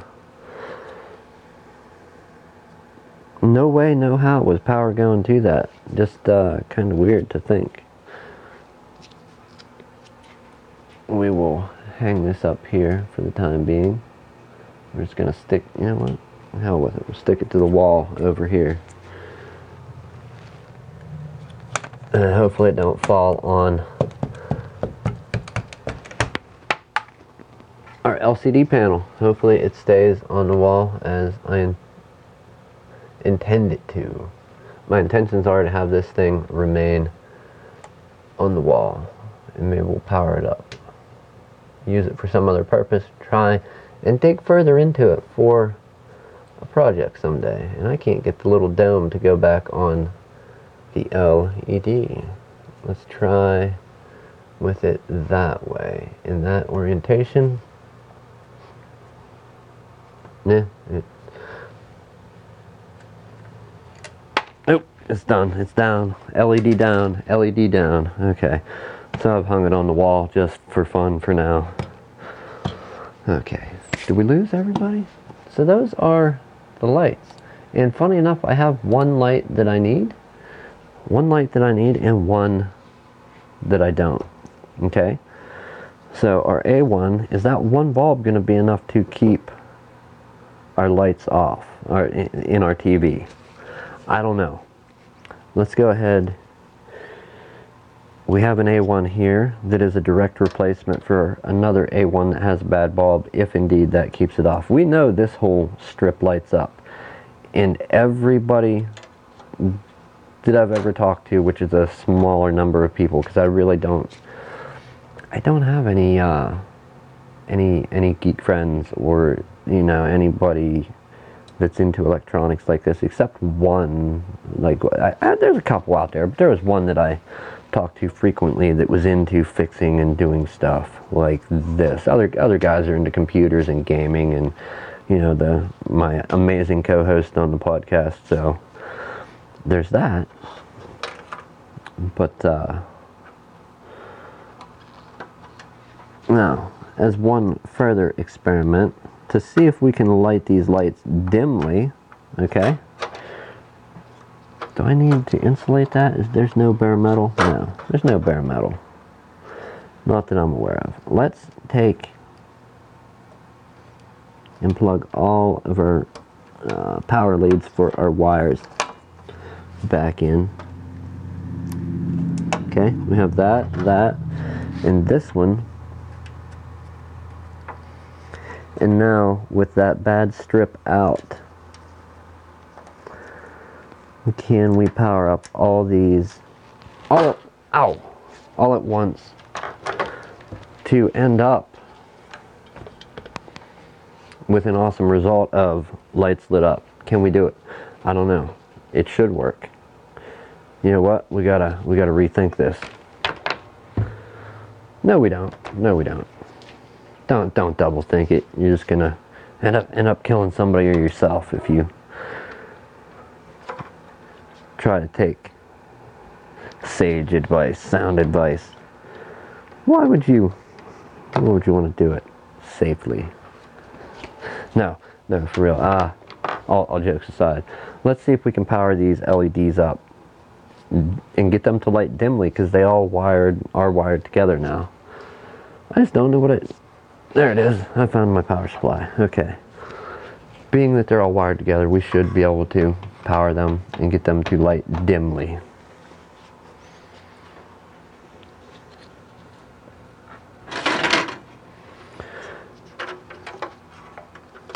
You know what? Not like that, we're not. I'm going to set this back down, and we're going to come in with two pieces of tape to hold the bulb temporarily in place. That way we don't have to remove a whole strip. Okay, so let's get one piece of tape off of the roll here.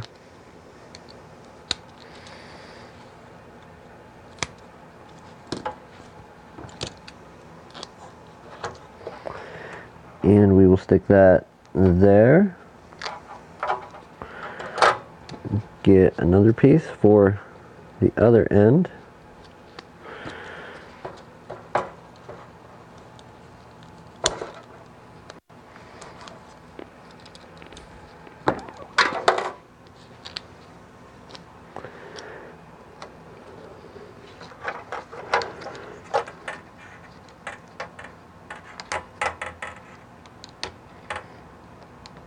I wonder if they make a little set of pliers, or I know you use the tools you have, but you know how they make a zip tie gun that you can tighten them down with.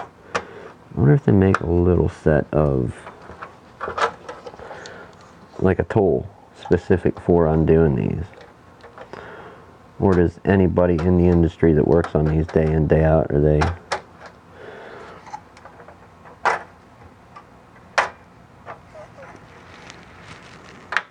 are they monkeying with them, and it's a struggle like it is for me right now.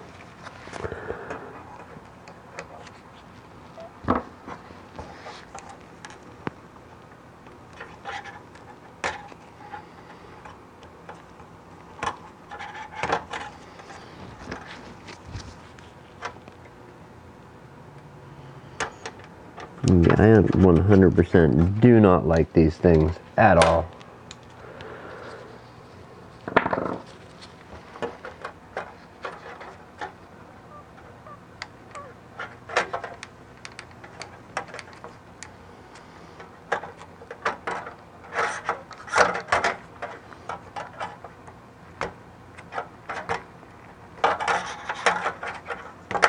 Okay, it's out.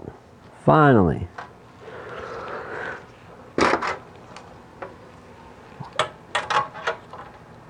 Piece of tape.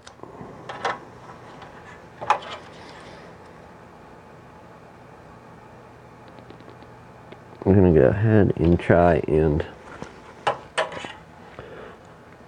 get the residue. Or the backing. Leaving just our nice piece of double-sided tape.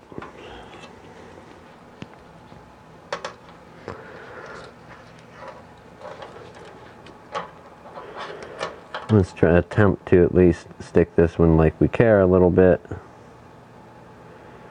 and put it on straighter. Okay, there it is. Now, can we get the back of it off without a huge hassle? Indeed we can. I like this much better than 3M tape already. Okay. Before we stick it down, we're going to plug our little harness in, the wire lead with the clip thing. And these have a spot that they go, roughly, which is that spot. Oh no. Okay, I see the problem. They have cutouts that let them sit in a certain area. So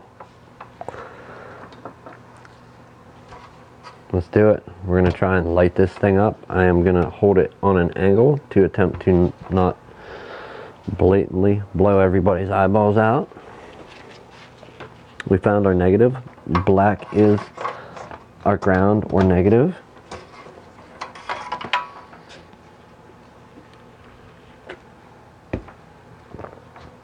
Let's do it.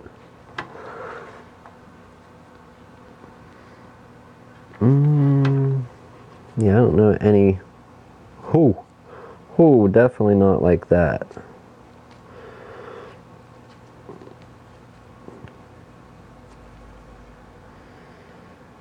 Alright, what do we got out there, people? Anything dim? Nothing dim, nothing lighting.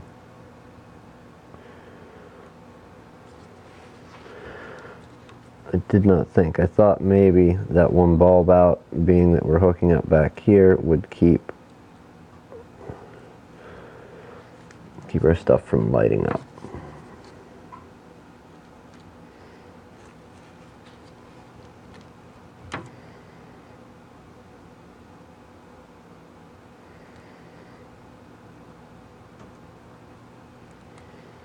No difference, huh? Okay, that being said, unplug our power supply.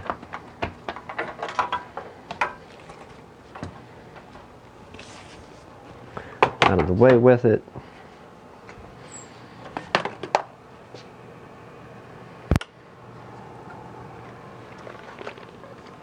And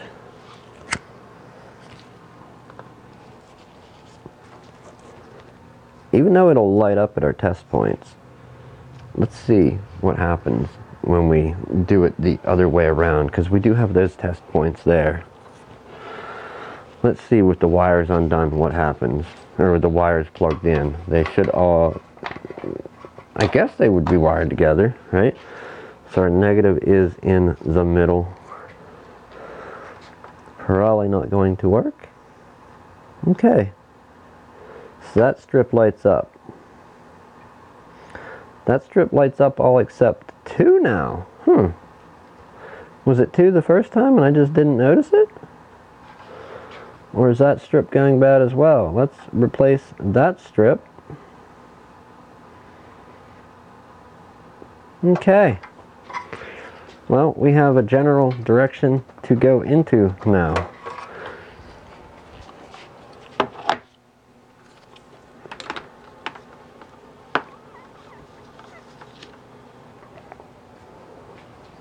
Let's work on changing this one out.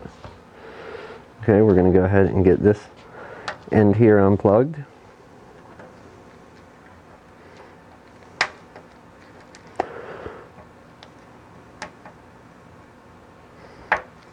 Alright, where's our flat tool?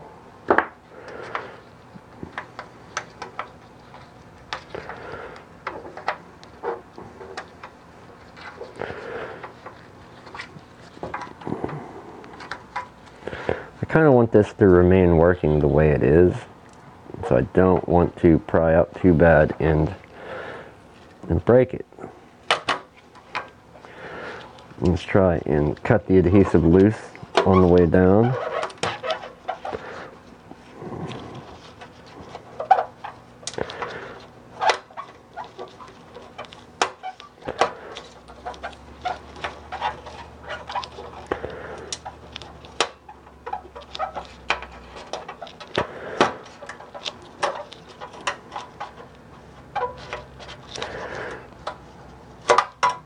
Alright, we'll stick the good one to the wall over here. You know what, I'm not going to do that. I'm probably already a little screwed. And we'll need to get that other one off and fix the paint.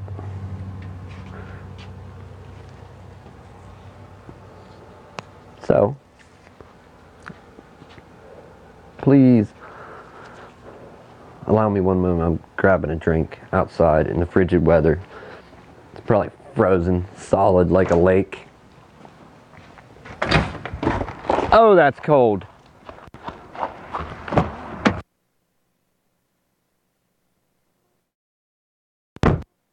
That's cold. Oh my. Did I call that or what? It's not frozen solid. Okay, but that's pretty well froze. We're gonna set it over here toward the heater a little bit to warm this guy up. Wow. Yeah, I did not. It's cold out there today. It is a frigid, who knows how many degrees in central Pennsylvania. Can't wait to see if this is going to work, and we will head to the home fort. Now, we have 3 strips that are rated, 3 strips of LEDs that are rated for this particular model TV. Just a different variation. Tell me they put adhesive backing already on these. I would cry. Okay, so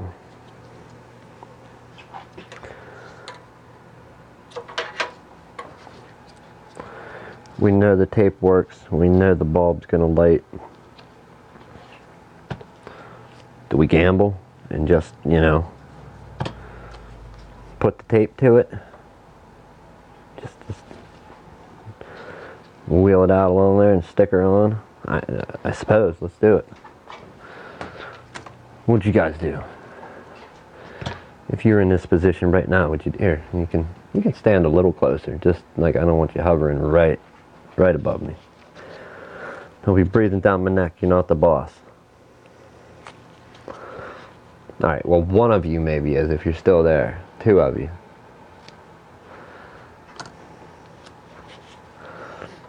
Would you put the tape on here? I mean, that's logical, right? And just wheel that tape all the way out. Stick it on. All right. So far, so good. So far. No monkeys electrocuted in my experiment here at the studio, at the zoo, whatever you want to call it, the shop. No dads have been harmed yet. Alright, we have that. Let's go ahead and take our scissors and cut our tape. I like this tape compared to, and this looks like, it reminds me, we bought this other tape and I've heard it referred to as red dragon tape, and it looks eerily similar. Just, it's even the same size center roll, just a much bigger roll, but cut much thinner. And you would think it's red tape till you peel the backing off, then it's clear as you can get. So yeah, this is some tape that we had bought to try a new tape for found LCDs and that. I can tell you, with as sticky as this stuff is already, I like how it works. Okay, so we're gonna have to peel this up, and what did I say? Oh yeah, get more tape on the back of it. We'll peel those two small pieces off. Let's trim our tape on this end. And I seriously think it was called Red Dragon tape when we ordered that new tape for the LCDs. And this is even better. This is something, the size of this tape is something I think we could use this on tablets, because the junk stuff that we've been getting off of eBay for years, and even some of the stuff, I don't want to throw the name of, eBay is a general shopping place where people can buy stuff. I don't want to throw the name of a vendor that I've been with for years out there. But no, I'm not throwing her name out. But some of the tape I've gotten from them has not been, not to my liking, and has let some screens fall out of some devices. So, alright, let's try and line this up with one of the holes if there is indeed a cutout. I do believe that will go there. And the rest should fall in line there. Perfect. Okay, in there. Let's plug in our harness. Now, did we try and get our power supply and power the whole thing? It's gonna light it dim if we do. Let's try it quick, just for curiosity's sake. We're here learning, refreshing my old brain on this stuff. I see no reason not to try it. Boy, that's direct on. How about at an angle? Maybe it won't hurt your eyes as bad. Okay, now, negative is the black. Let's hold these and see if we can get a little bit of light when they're wired together. Even dim light would be good. And I'm not seeing them light up or nothing. So either it's not enough or I'm not holding it steady enough. Okay. But when we get our makeshift power supply and come back out to the front, we'll take our negative. It lights up. It lights up. Did I stick a bad one down, people? I didn't think that I did. And it's not lighting up at all. Let's scrape our test points. That's a brand new. I just put tape on that. That is a brand new. Is it a brand new faulty? No, these being test points, they should fire right up. Negative, positive. And they're not. So, what's the story here? Why does it not light up? Let's unplug it from the rest. And then try again. Yeah, so we have absolutely no power going to this thing that I can see. You know what? Let's, well, we have our other good one that one bulb's out. That one definitely doesn't light up. If we have to, I guess we're throwing an A2 in. These are not the parts for this, as I have said. Let's find out if it lights up to begin with. How about we we just attempt that. We know where negative is. We know where negative is on this light. Okay, so we're getting power. I find it hard to believe that a brand new light. Let's try and scrape these around a bit. Yeah, no. Absolutely no power whatsoever. Let's go off the test leads and go inside where our little harness would go. Yeah, we're feeding power directly to where it plugs in. And this, did we not test this before we stuck it down? No, we pulled the old one off that had 2 bulbs out at the end, which would give you a dim corner on your display if it's still lit up. So we know those 2 work. Alright, let's unplug our power supply and unstick. We got to retape this side. So we got a bad light. We're really stuck here. What do I do? They'll send me one new one, right? Surely they will. 1, 2, 3, 4, 5, 6, 7. And this was an A1. This called for an A1, not an A2. I just find it hard to believe that a new light will not work. Huh. Now we get to really test this tape.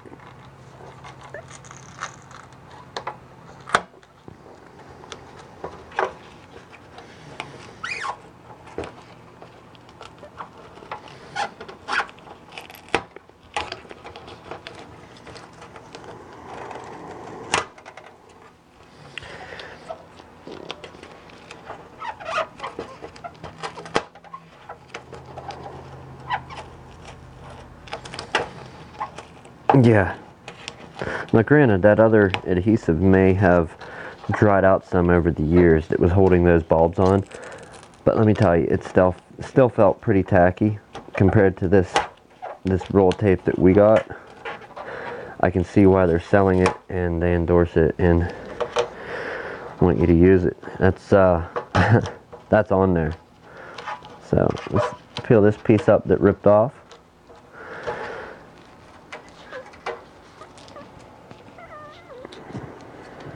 Okay, and let's test this out of the TV. You never know. Maybe the bulb's good. Alright, a reason to test it out of the TV. If the bulb was good and something was touching where it wasn't supposed to and it grounded out, that would keep it from lighting up. So let's do a quick test on the bulb not in the case and see what the story is. Can we light it up not in the case? Where's our negative? There's our negative. There's our positive. I thought. Now, explain that. This is the one that I literally just unstuck from the case. And it's lighting up. Why? Huh. Okay. Okay, maybe somebody don't believe me and thinks I'm nuts here, but did I just not try to light that up multiple times? Alright, A1, going back in. Did it touch? You know what? I wonder, was it that? Why? The whole back of that looks like it's metal and exposed.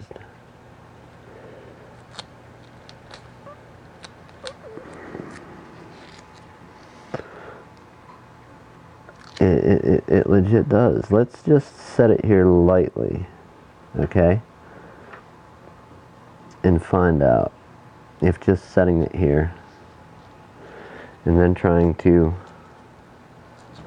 put some juice to it. We're not going to stick it down super tight. But I want to see if we can get this to light up now, because I just tried multiple times. And guess what? Negative to negative, right? Okay.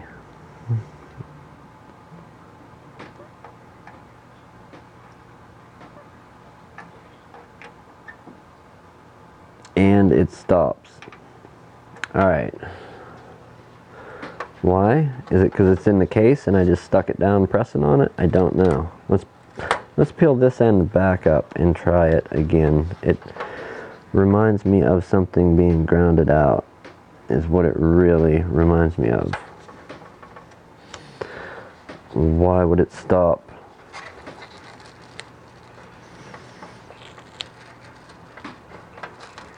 Working once it's in there? That makes zero sense, unless I'm losing power on my...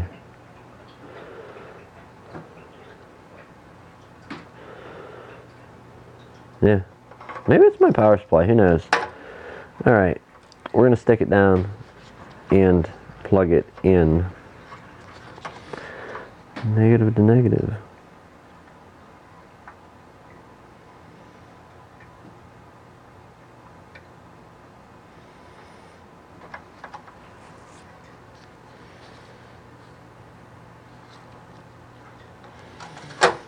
Why not? It's not stuck yet, not completely. Let's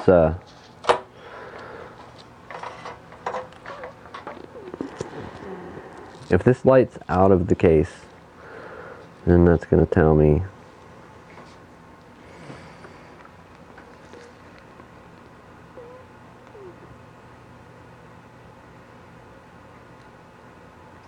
and it's not. Okay. But it just did light. So let's reset our power supply. We'll unplug it. We're going to plug it back in. Try our test points. Nothing. Let's bend this wire a little more. Whereas our negative is in the middle.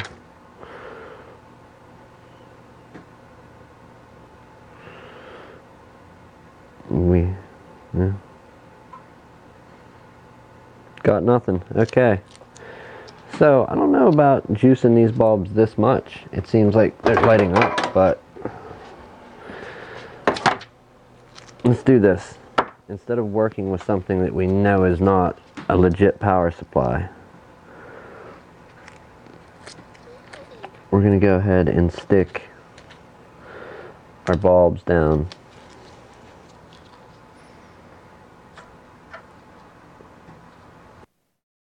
And assemble stuff real quick.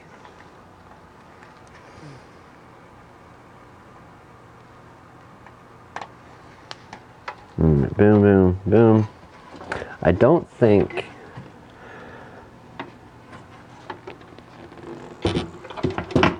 our panel is going to light up. I don't think it's going to operate. We may be able to check the lights simply just by reassembling. And there's our plug there, and we know this goes that way, black wire to the side.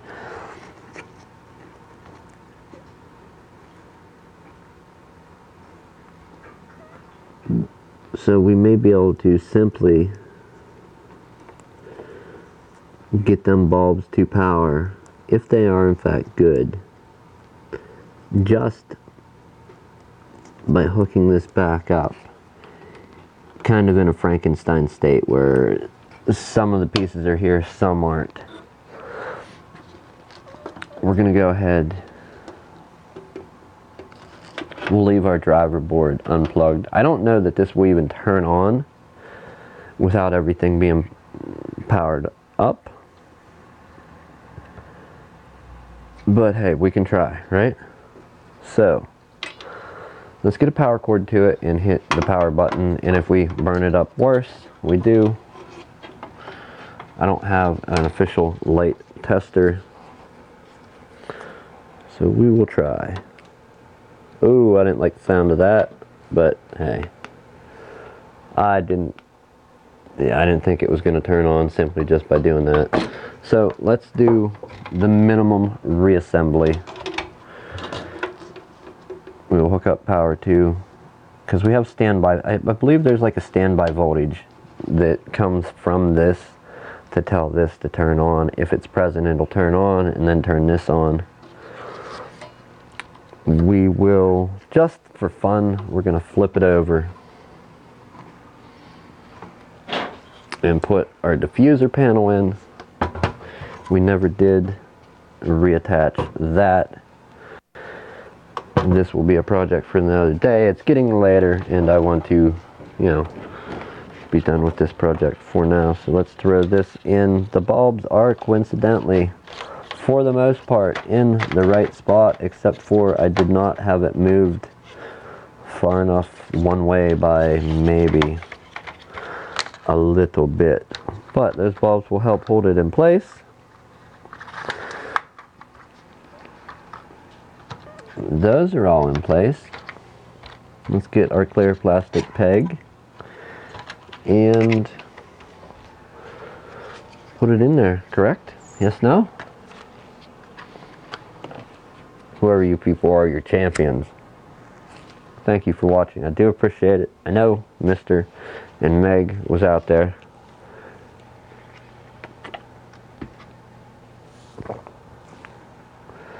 Clear plastic peg is right here.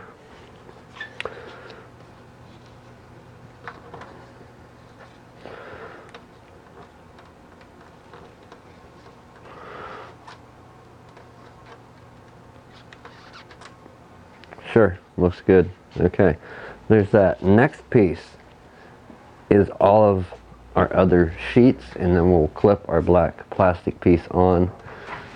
We know which order these go on there in, do we? Was it? Yeah, it was this stuff, because this stuff all came off.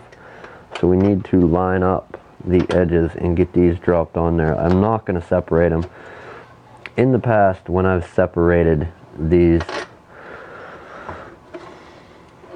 I generally end up mixing them up. So that is my reasoning for not wanting to have to mess with them and getting all these layers mixed up.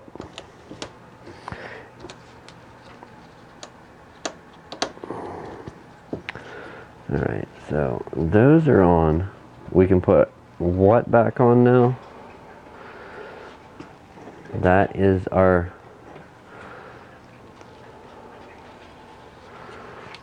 bezel for there.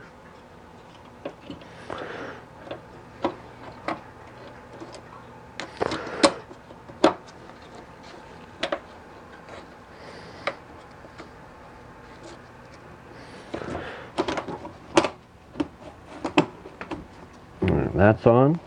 Let's move our LCD panel back over.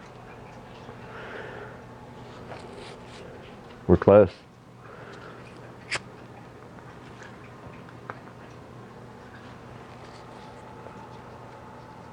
Very close. Okay, we're going to pick it up. Very little flex on it. And set it back in here very carefully. Now we want that to go in. It is a pretty snug fit from side to side. Let's get it where it needs to go. That looks good, and our board is down. We'll get our board in place where it needs to be, which is right there. Is that right? I don't like the way they bend. It's like they don't bend neatly. Okay. We're roughly the same on both sides, the top and the bottom. We're going to go ahead and reassemble our metal pieces. We will put the top one on. These, I always kind of hook it on these latches across the top and then hook it here and rotate the L shape down. That's for going back on. I found the most success with that. We're going to go ahead and feed the left and right pieces in quick. And if this fails, we will end this stream on this note. This is the left side looking at it like this. So let's get those latched. Indeed, it is. Yeah, I'm not going to battle this one out. I will look further in if we get no power. I can't even say whether I feel confident because I didn't have my adjustable power supply here. I had nothing that I needed for the job, but we're going to give it a go. I thought it was worth giving it a shot with very few things here that I needed, just because the bulbs had showed up. So if it works, it works. If it don't, it don't. And we will dig further into why I didn't get the repair done. Uh-oh. The other boss is here. He's come to get some propano. Alright.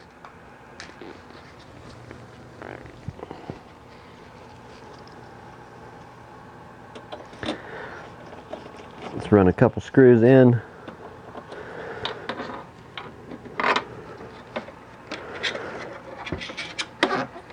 Oh, some of the clips weren't on for the black plastic underneath.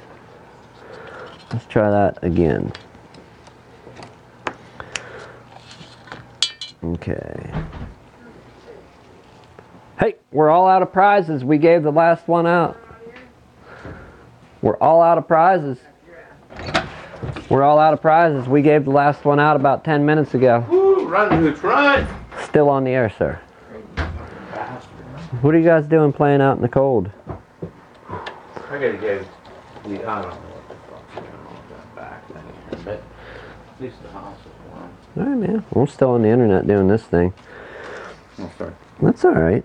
Frank's allowed to come up. It's your place, man. I'm just here having fun. I got to play with a 32 volt power supply. How was it? Did you get shocked? No, I didn't shock myself. Funny enough. Shit. Oh, I'm sorry.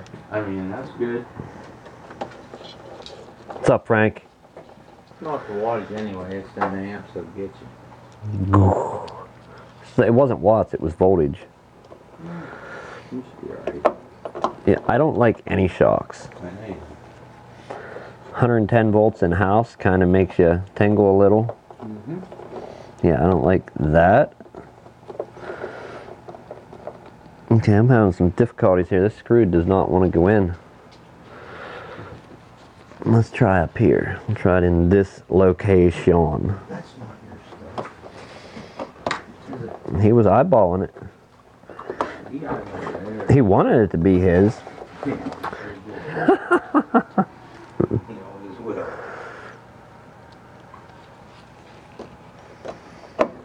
Alright. Right in that time. Must have been the, at least closer to right one. Okay.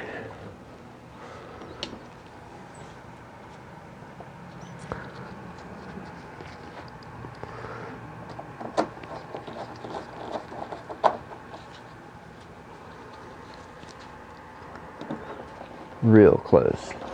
One screw to go, and then we can put, I believe, the front bezel on. And the back can remain off. Frank, don't be wandering around trying to find stuff to chew on. There's nothing here. We gave it all away, Frank. Well, I'm gonna tell you, that cord's hanging right there, man. That's What cord? your first-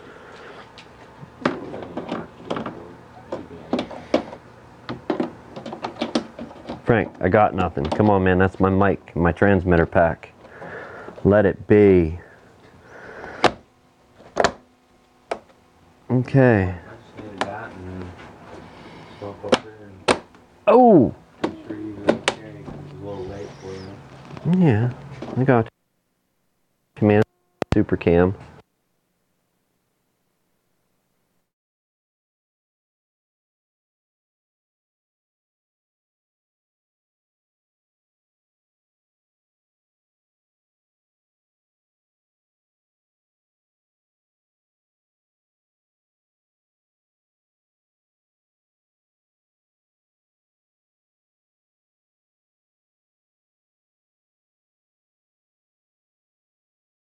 that we don't want to tell the public about. I'm on the air. We'll tell them our secrets. Okay, we're going to reconnect our T-Con board.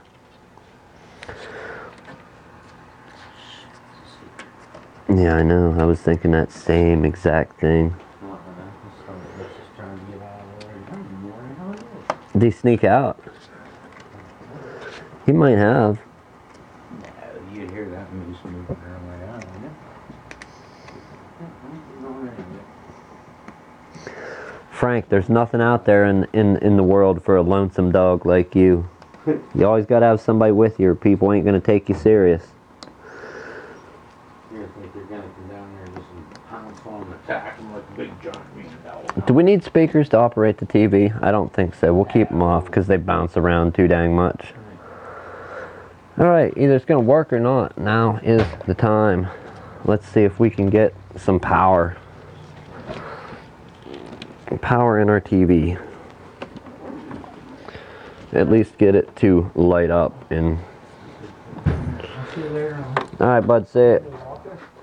What's that? Yeah, I'll lock it. Alright, we got our red light. I have hit our power button, and I don't think our bulbs were the problem, or that bulb was sketchy to begin with. Let me, this light, ooh, maybe it wasn't on, maybe it was, I don't know. I don't want to drop it and have it arc anything. Okay, so our red light is definitely on. Let's hit our switch. Our TV is turning on, and we still have no lights.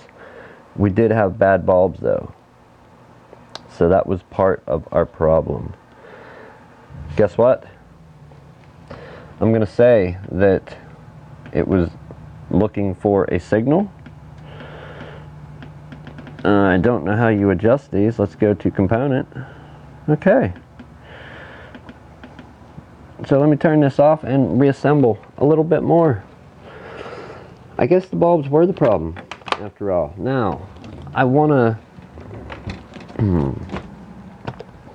Let's look official. Oh, it's official. Oh, it's the face cam. It's got to be official. I got to lock the door first.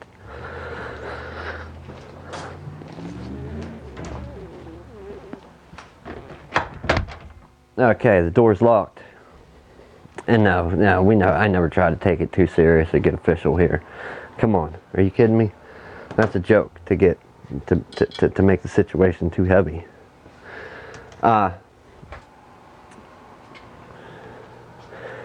Being that I didn't have the right bulbs, it may decrease the life of the bulbs that I did install. And also, when you do the LED strips, the LED bulbs like that, you don't have to replace all of them. You can replace only what's bad, as I did. Or the preferred method by most people and anyone that does these types of repairs all the time, their preferred method is to replace, if you replace them one, replace them all. Now, like I've said, in some situations, it's taken, and I take that back. I have worked on a few LED strip TVs. I had to think about it. In a few situations where I found a bad individual bulb, okay, I would scrape off the insulation on the traces and jumper around it, and it would light the TV back up with that jumper wire going through. And overall, did it hurt the TV? No, it didn't. But what it could potentially do over time is wear out some of the other components, because you're sending too much voltage from your power board down to all these LED strips.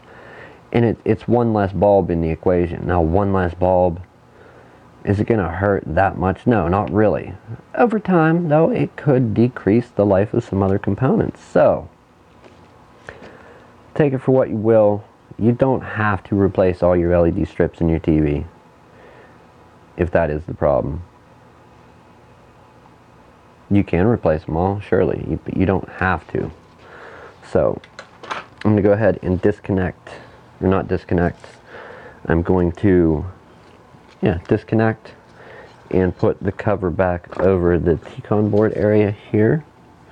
Hopefully there's no voltage in anything as I use pliers to disconnect these. Okay, they're up and out of the way. Let's get our shield and put this back where it belongs, which is roughly there.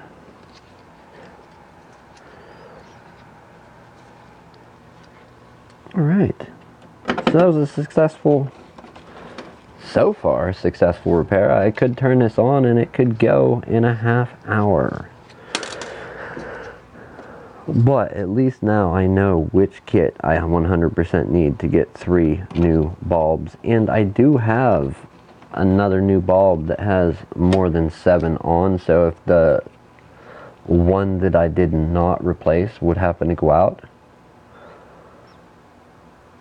and I don't know how they just, looks like they just cut these off and it ends. But it is the same width, it will fit in.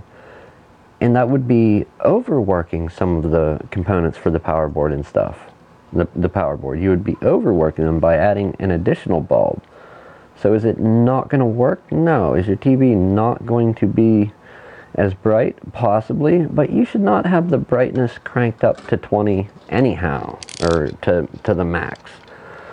When they get these TVs out there on the showroom floor, and especially if you've ever bought a display model, okay? They turn the brightness up the whole way. They want them looking good, like the brightness level of the bulbs, maybe not the brightness for the picture, but like the LED brightness, if there is such an adjustment. They will get them as bright as they can, that way the picture looks as good as possible to suck in you, the potential consumer, to suck you in to have you buy that product. So if you ever buy a display model, you know, it was on display in a store television, make sure you go in and turn the brightness down. Another thing that is highly recommended, and I don't want to say for this manufacturer that, maybe not all, but most manufacturers of TV, is after you get it working again and you replace your LED bulbs, especially your LED bulbs, if you can figure out how, and it's easy enough to do, update the firmware for your TV. Get that firmware updated. So, okay? Alright, let's look. We have an L, meaning as we're looking at it, repairing on it. And that's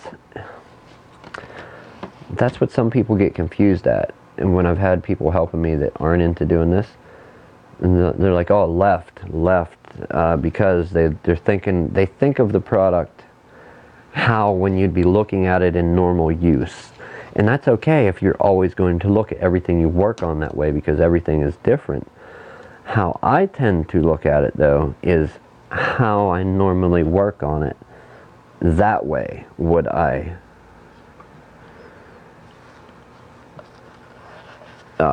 that's how I would call left and right and up and down, how I would be working on it, because I tend to work on stuff normally the same way most of the time. Okay, and that little grommet has had the heck beat out of it. We're going to go put it in front of the heater for a moment to get it hopefully whipped back into shape, because it was on wrong as assembled from the factory. A little bit of heat, let that untwist. So we'll go ahead and put it back in.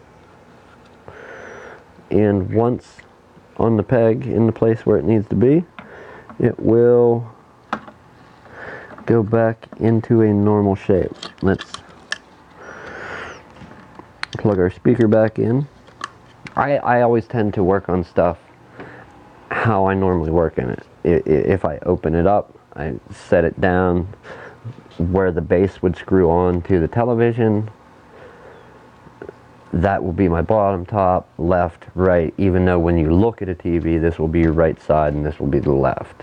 I go with how it is when I work on it. It's always the same for that or laptops, so I don't get confused. And if I have to put it down and go back to it later, that's why I have the habit of doing it that way.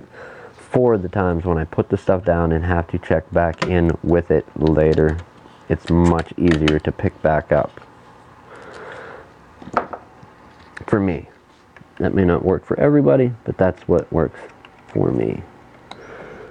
Okay, I want to get this together, and I'm going to take it home with me and bring my other monitor down here that matches this one, funny enough. Or not this one, it matches this screen. Even though you can't see it, the screen that I show you, that I'm looking at to show you that one, I have one that matches it identical. I bought two of the same TV. How dumb is that? Who does that? I do. So I'm going to take this TV home to use and test out and play some... Oh, what do we want to play? Some Wii, some GameCube, PlayStation 4. We're going to play some video games tonight for a little bit on the TV. Test it out, see how it looks, see how it runs. Will that bulb that I didn't replace blow out? Well, that will be the cliffhanger, because I can't answer that, and I'm not going to lie to you fine people. Could it blow out? Yeah, sure. Lightning could strike too.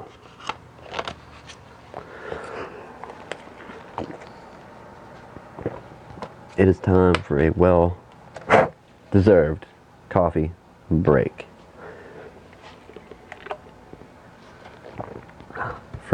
Fresh coffee. Alright, so let's check everything. We have our speakers in, speaker wires plugged in, T-Com board connected, ribbon cable connecting the T-Com board to the monitor. Our little power light here, that's plugged in. We have our LED power, our wiring harness from the power board to the picture board or the main board. Everything is golden in this area, it seems.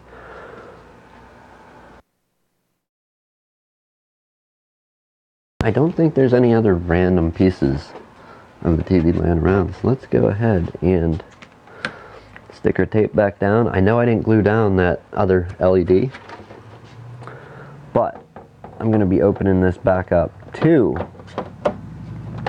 do that. Right now, certainly not. At a later date, yeah, why not? We'll do it at a later date. But right now, no.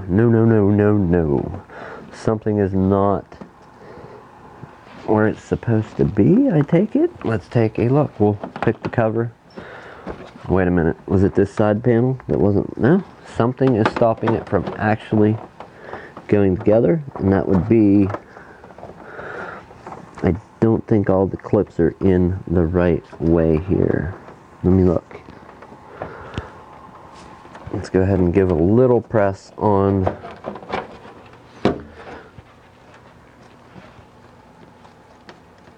okay, it would appear that something's up with it. Or is it just the plastic moved? That's just the way it looks in that part. There is a bevel that goes around. So, alright, let's find our screws and see what we have here. Very quickly, I know those are mostly monitor, or mostly the base and machine screws. We're going to go ahead and throw all of the rough thread, the coarse thread border screws in.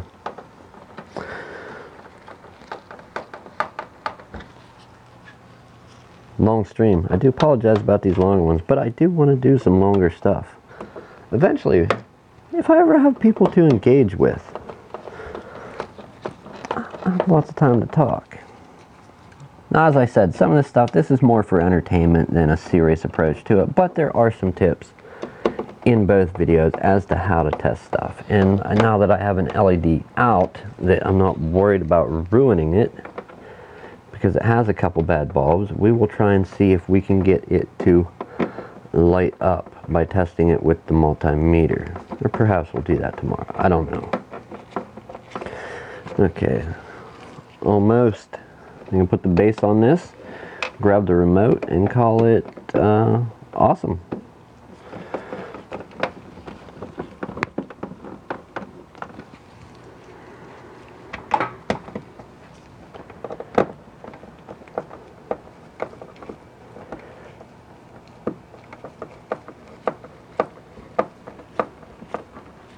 Now, I believe we will update the firmware with a USB stick in the USB port right here. I think that's going to be our main go-to guide to get a new firmware update on it. And why, exactly why you update the firmware, it's a good thing too for most manufacturers, or all, or some, or who knows. Why they recommend that, I don't know. I think thinking about it logically, I would have to say that probably over time the manufacturers in newer firmware versions found a way to have the TV use power more efficiently or better, or I honestly don't have a clue. But they probably found out something and added it to the firmware, and there you have it. Is it really this one? I don't think so. Is it? Oh. Okay. Okay. I won't argue. It fits, right? It's got to be right. Okay, we can omit the big ones for now. We know they are for our base.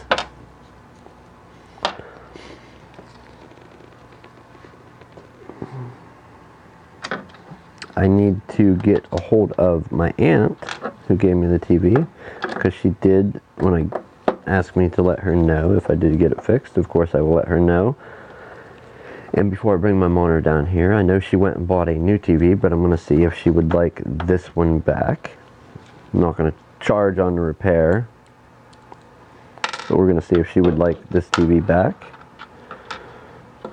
She told me to take it, keep it, fix it, but I will offer it back, because TVs are not cheap. People on fixed income don't be needing to go out and buying other TVs, and I suppose she could either use this and have the newer one as a backup, or use the newer one and have this as a backup. So we'll look at it like that. We'll offer it back at the bare minimum anyhow.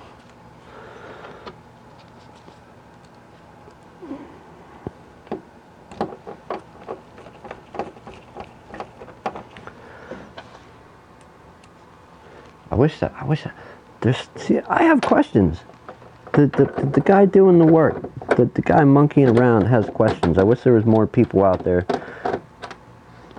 watching this, because I have questions. I mean, I can go ask Google, but Google can't tell me about actual experience that it has versus a person being able to tell me about an experience they had with whatever product. Basically, I want to know about software for using with a red, white, and yellow to USB, like for pulling video from a VCR into a computer to capture it. You know, one of the little adapters that you use to digitize VCR tapes. What's a good software that goes with it? Every piece of software that I've bought from NCH Software, which I bought an invoice software for Dave here as a present one time or whatever for the shop, and then I bought another piece of their software for something else, and now they have a software that they have for that works with capture, or, you know, component to composite to USB adapters, which that's kind of cool. But yeah, all right, let's see what the story is. Wow, that base is dusty. We'll clean that later. I am getting anxious to go home and see people. Okay, we have all four with washers. Let's go ahead and get those installed. Not only that, I like the layout of this a little better in the back, so if Aunt Twos does not want her TV back, which I don't think she does. So the layout of it will be a little better for a game system setup. I think that's really what I'm going to do. So I still may be stuck with not bringing my other monitor down here. The fourth and final screw.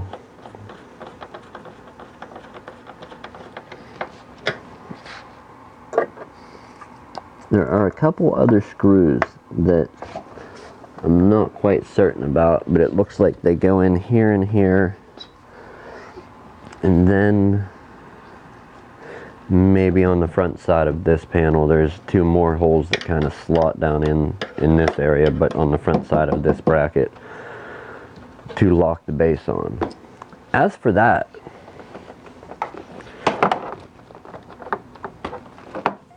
watch me plug this in, it's gonna blow up instantly. Oh, I love it.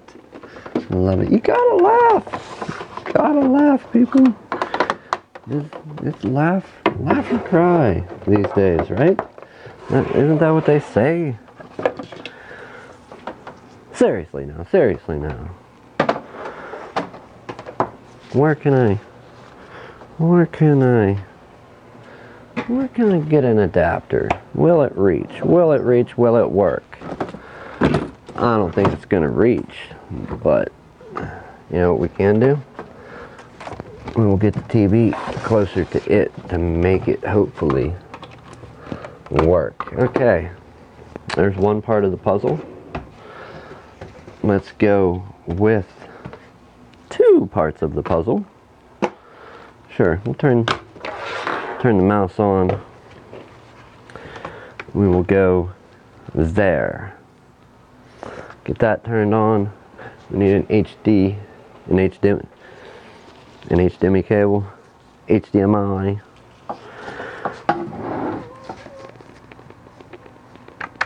HDMI 2. HDMI 2. Let's turn this beast on. Turn it on. Log into the computer. There's no adjustment on that. But when we grab the remote, I don't know this remote. You'll have to give me a minute, people. Input. Okay, very good. Input. Oh, guess what? I think our picture went back out already. Did it? Amazing if it did. That was quick.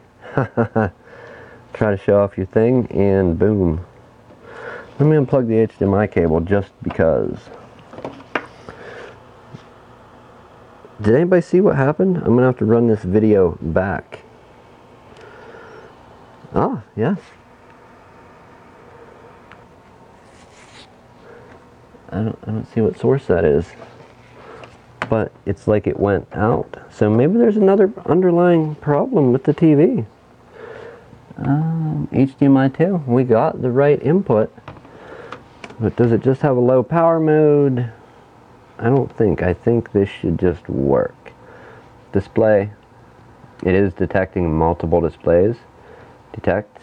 Didn't detect any other display other than those two. Okay, so it looks like we had a third fail. And the displays are being duplicated. Let's show only on 2. Okay, so we do have picture, but guess what? It went back out. So I have even more fixing to do. That was not a super long lasting fix with the bulb thing, correct? Yes, no?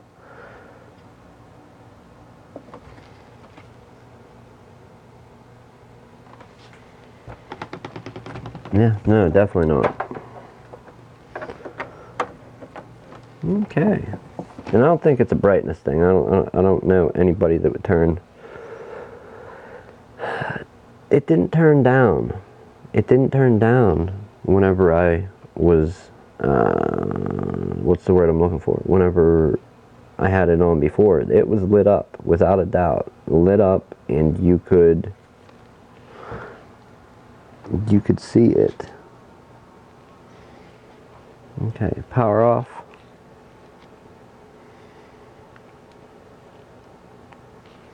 Power's coming on. Okay, so more fixing, but we're not doing it tonight. This has been long enough.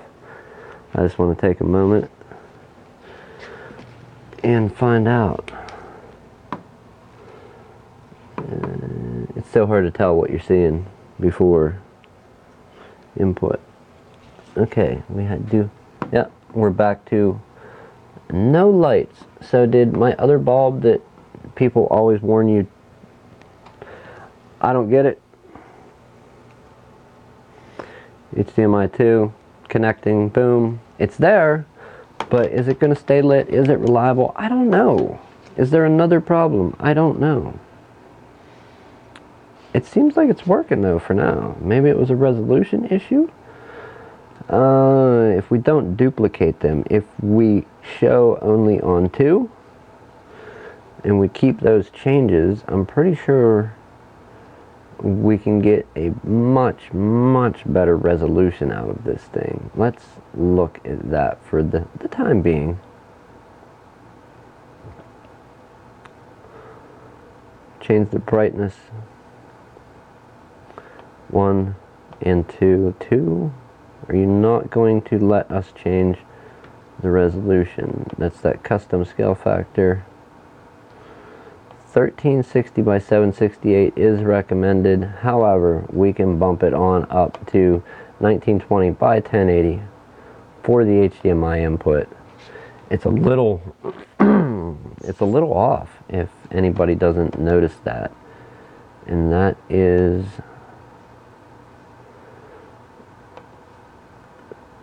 I'm guessing that can be fixed.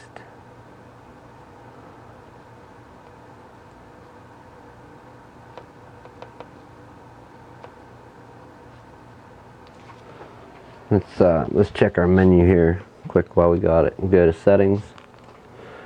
Okay, picture, auto, eco, contrast, brightness, sharp color, tint, color, temperature, picture option.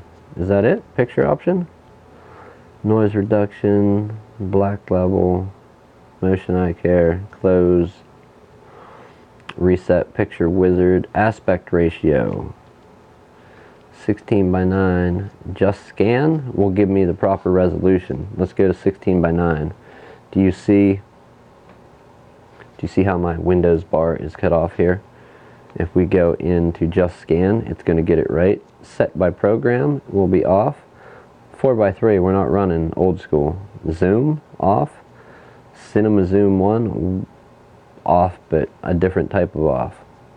So we would want just scan to use this with a computer.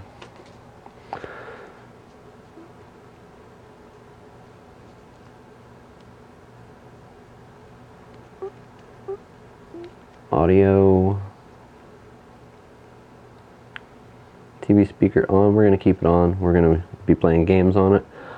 I think it still has issues and it's going to light up and not light up, not light up. Language input label, Simplink, initial setting, home use.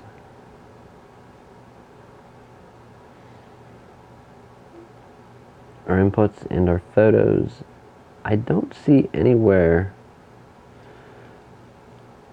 to actually update the firmware, but we'll do a Google search on this. For now, I call that done. Thank you for watching, hanging out with me, and helping me, get our hands dirty and get this working. Even if it's gimping along working, I don't know that it is yet. Maybe it needed to work itself back in. What do you guys say? Are there going to be other issues? Am I going to have other problems with it? Only time will tell. But till then, thank you for watching. I do appreciate it. Think about checking out the website, dtcomputers.online, antisocialexperience.com. The podcast on Sundays. I don't know if you're into that thing. We do a live stream of it, which makes it kind of not a podcast, because podcasts are generally audio. But check that out. That's Sundays. Usually anywhere from 2 to 3 p.m. we kick off showtime. I know we advertise every Sunday at 2, but it doesn't always happen at 2. Thanks for watching. I will see you tomorrow with something else, possibly streaming Kingdom Hearts 3 from home tonight, as long as the TV works. Have a good evening.